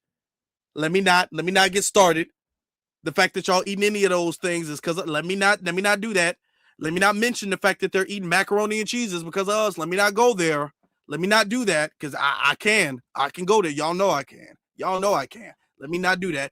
Let me tone down. Boy, let me tone down, because man, I'm gonna be here all night, y'all. I'm gonna be here all night. Y'all having all of this stuff, and all of that stuff is because of us. It's okay though. We're letting people know about our history, and we're gonna let it be known. And all of these people, and they're insecure. They realize like Black history is not about y'all, because when we showcase our history and we highlight specifically foundational Black American history, that makes them insecure. It bothers them. We're not denigrating nobody else's history. We're not doing that. But our highlights bothers them because they don't feel they can compare. And because they're looking at it like, damn, we don't have nobody who did that. Damn. So that's why they are like, no, it's for everybody. It's for let me in too. Let me in too. No.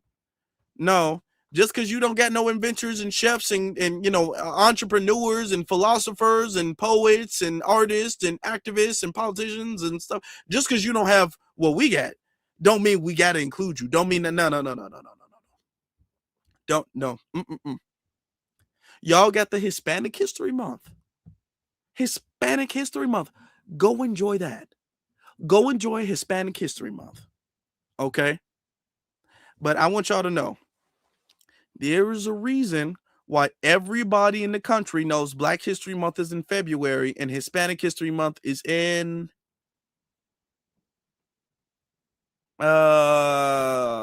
you see? Go do a street and go around, ask your family, when is Black History Month? Everybody gonna tell you February, no matter how they feel about it. When is Hispanic History Month? Was it like August or something, or June maybe? I don't know. You see? Because their history does not overshine or even compare to what we got going on. Okay? It don't, and that's why they are upset about that. And then look, tell it like it is. He says the air conditioning unit, the air conditioner, okay, is us. That's us. Do y'all know? Okay. See, why you do that? Because now you about to get me started. I'm going to say this last thing. Boy, I'm going to say this. I'm trying. Okay, we almost been on it too. I'm trying. Let me say this last thing. Do y'all know why they talk about we need them for agriculture and all of that stuff? Do y'all know the reason why we have so much agriculture is because, first off, of foundational Black Americans, okay? Is because of us. George Washington Carver did more than just make peanut butter, okay? He created pretty much the American agriculture because they destroyed the land. Caucasians destroyed the land, all right? And he was able to develop the science it took and learn the science it took to grow soil, to grow seeds and plants and things like that. Not only that, the refrigeration vehicles with refrigeration. So you can actually refrigerate food while you're transporting it. That's us. Okay. So if you're taking food from California up to New York, it won't spoil in your truck. Okay, or you don't have to make stops to refrigerate it and then move on and refrigerate it and move on. We created the refrigeration trucks that everybody is now benefiting from. Now everybody gets to transport a bunch of their food that doesn't get spoiled, the vegetables and fruits and meats and things like that, that doesn't get spoiled there because of us, because we understood refrigeration. We understood pretty much the whole AC thing. We really had a mastery of the understanding of temperatures and how to control things and how to gauge things. Boy, y'all gonna get me started. Y'all gonna get me started. Okay. Boy, I'm talking about from the doorbell to the eye surgery. I'm talking about, man, boy, y'all gonna get me started, man. I'm gonna be here all day. It's gonna be something. Do y'all know? Let me say something. Oh my God! See, y'all got me started. That's what y'all did. Y'all got me started. Let me get. Do y'all know the pen? Let me grab a pen. The pen. You see this pen, right? Do you know back in the day, like in the medieval times and all of that? Do y'all know they used to have a like a little cup of ink, and they would have a feather, and they would have to dip the feather in the ink and then write until the ink ran out on the paper, and then they have to dip it back and they have to write again, and writing and then they have to let it dry for a while and then roll it up and then send it, because the ink, if you rolled it or touched it, the ink is still too wet on it, didn't soak into the paper enough, so the ink would spread and you couldn't read anything. Okay. It was a foundational Black American who decided to put a cartridge of ink on top of the pen. And then in the pen, there's a pen ball. So the pen ball rolls and the cartridge of ink, because of, gravity, the cartridge of ink keeps lubricating the pen ball. So every time you write, you always have ink because there's ink in the cartridge. So you don't have to keep refilling with the feather. Do you know how many people use pens now? Do you know how ingenuitive that was? Do you know how that reshaped the world that we know of today? A pen, as something as smart as a pen, something we take for granted all the time. We lose pens fall in the car and all, something we have the privilege of taking for granted now they always didn't have. And we had to make it. Man, don't play with me, man. Don't play with me. Let's not do that.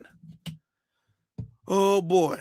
And then we're gonna get into the traffic light. Don't get me started on that. There's so much stuff, man.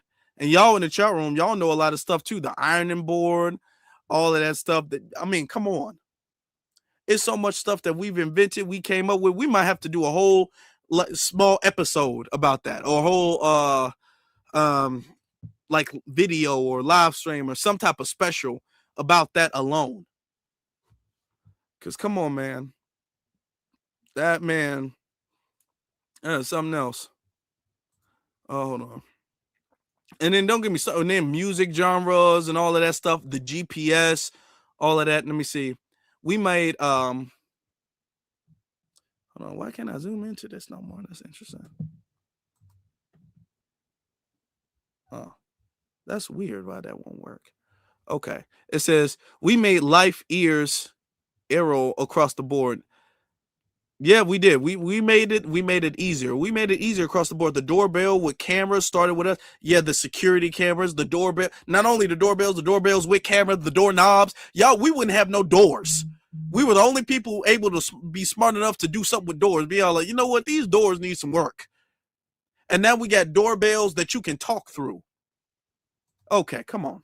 Let's not do that. Transportation, you can talk about the Elijah McCoy, okay?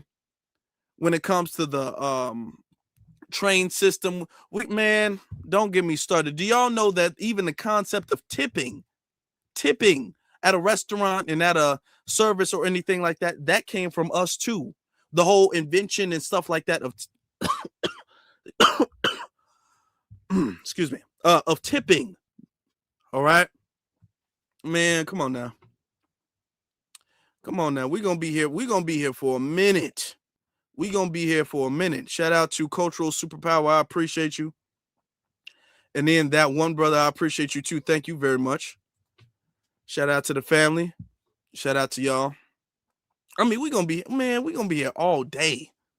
Don't get me started, because they say that, Ford really came from black people. Ford stole those ideas. Now, don't get me started on all of the theories of actual inventions that were stolen. We're just talking about the stuff that's confirmed. Okay? The stuff that's confirmed. We're not even getting started on all of the stuff that more than likely we did that they don't give us no credit for. Like, man, come on. We're going to be here all day.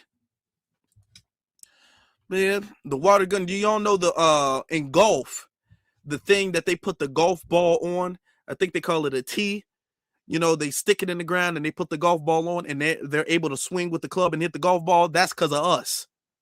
We're the ones who created that and invented that.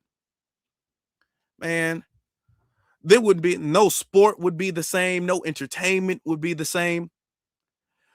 No music would be the same. Man, do y'all know the first ambulance came from foundational Black Americans? We were the ones who were the ambulance, the original ambulance, saving millions. Now, collectively, at this point in time, billions of lives. Not with our medical inventions just alone. And y'all want to say somebody else built this country? Are you kidding me? Are you serious? The fact that you could fix your lips to say such a lie, I'd oughta smack you. But I'm going to be cool, because we all know it's not true. You just making stuff up. It's okay. I ain't got to panic about it. Winners don't got to feel salty. What am I being a sore loser for? I'm the winner. We're the winners. You trying to be like me. What am I to get mad at you for? You're jealous of me. I am jealous of y'all. So I ain't gonna get in my feelings about it, but that's not true for your disrespect though. you still deserve some belt to ass. I'm just gonna say, okay, just for the disrespect, Well, family, can y'all do me a solid and hit that thumbs up button and name some black inventions in the chat room, in the comment section. I mean, name some black inventions. Because I can tell y'all are very informed. Okay, y'all been coming up with different black inventions and black inventors and all of that stuff. All the gas mask. Oh my God, y'all gonna listen. I gotta go. Y'all gonna keep me here all night. Y'all gonna keep me here all night long. I gotta get out of here. But y'all name it in the chat room, okay? And then we're gonna do something for Black History Month about it. All right. How about that? How about we do that? And now, with that being said, that concluded tonight. Okay. That concludes this night tonight. Thank you very much. Thank y'all very much. I appreciate and love y'all. All right. Happy Black History Month to y'all. All right. Salute to y'all and Black First, to every single last one of y'all brothers and sisters. I appreciate y'all. We'll see you guys soon. Y'all have a good one. With that being said, y'all stay blessed.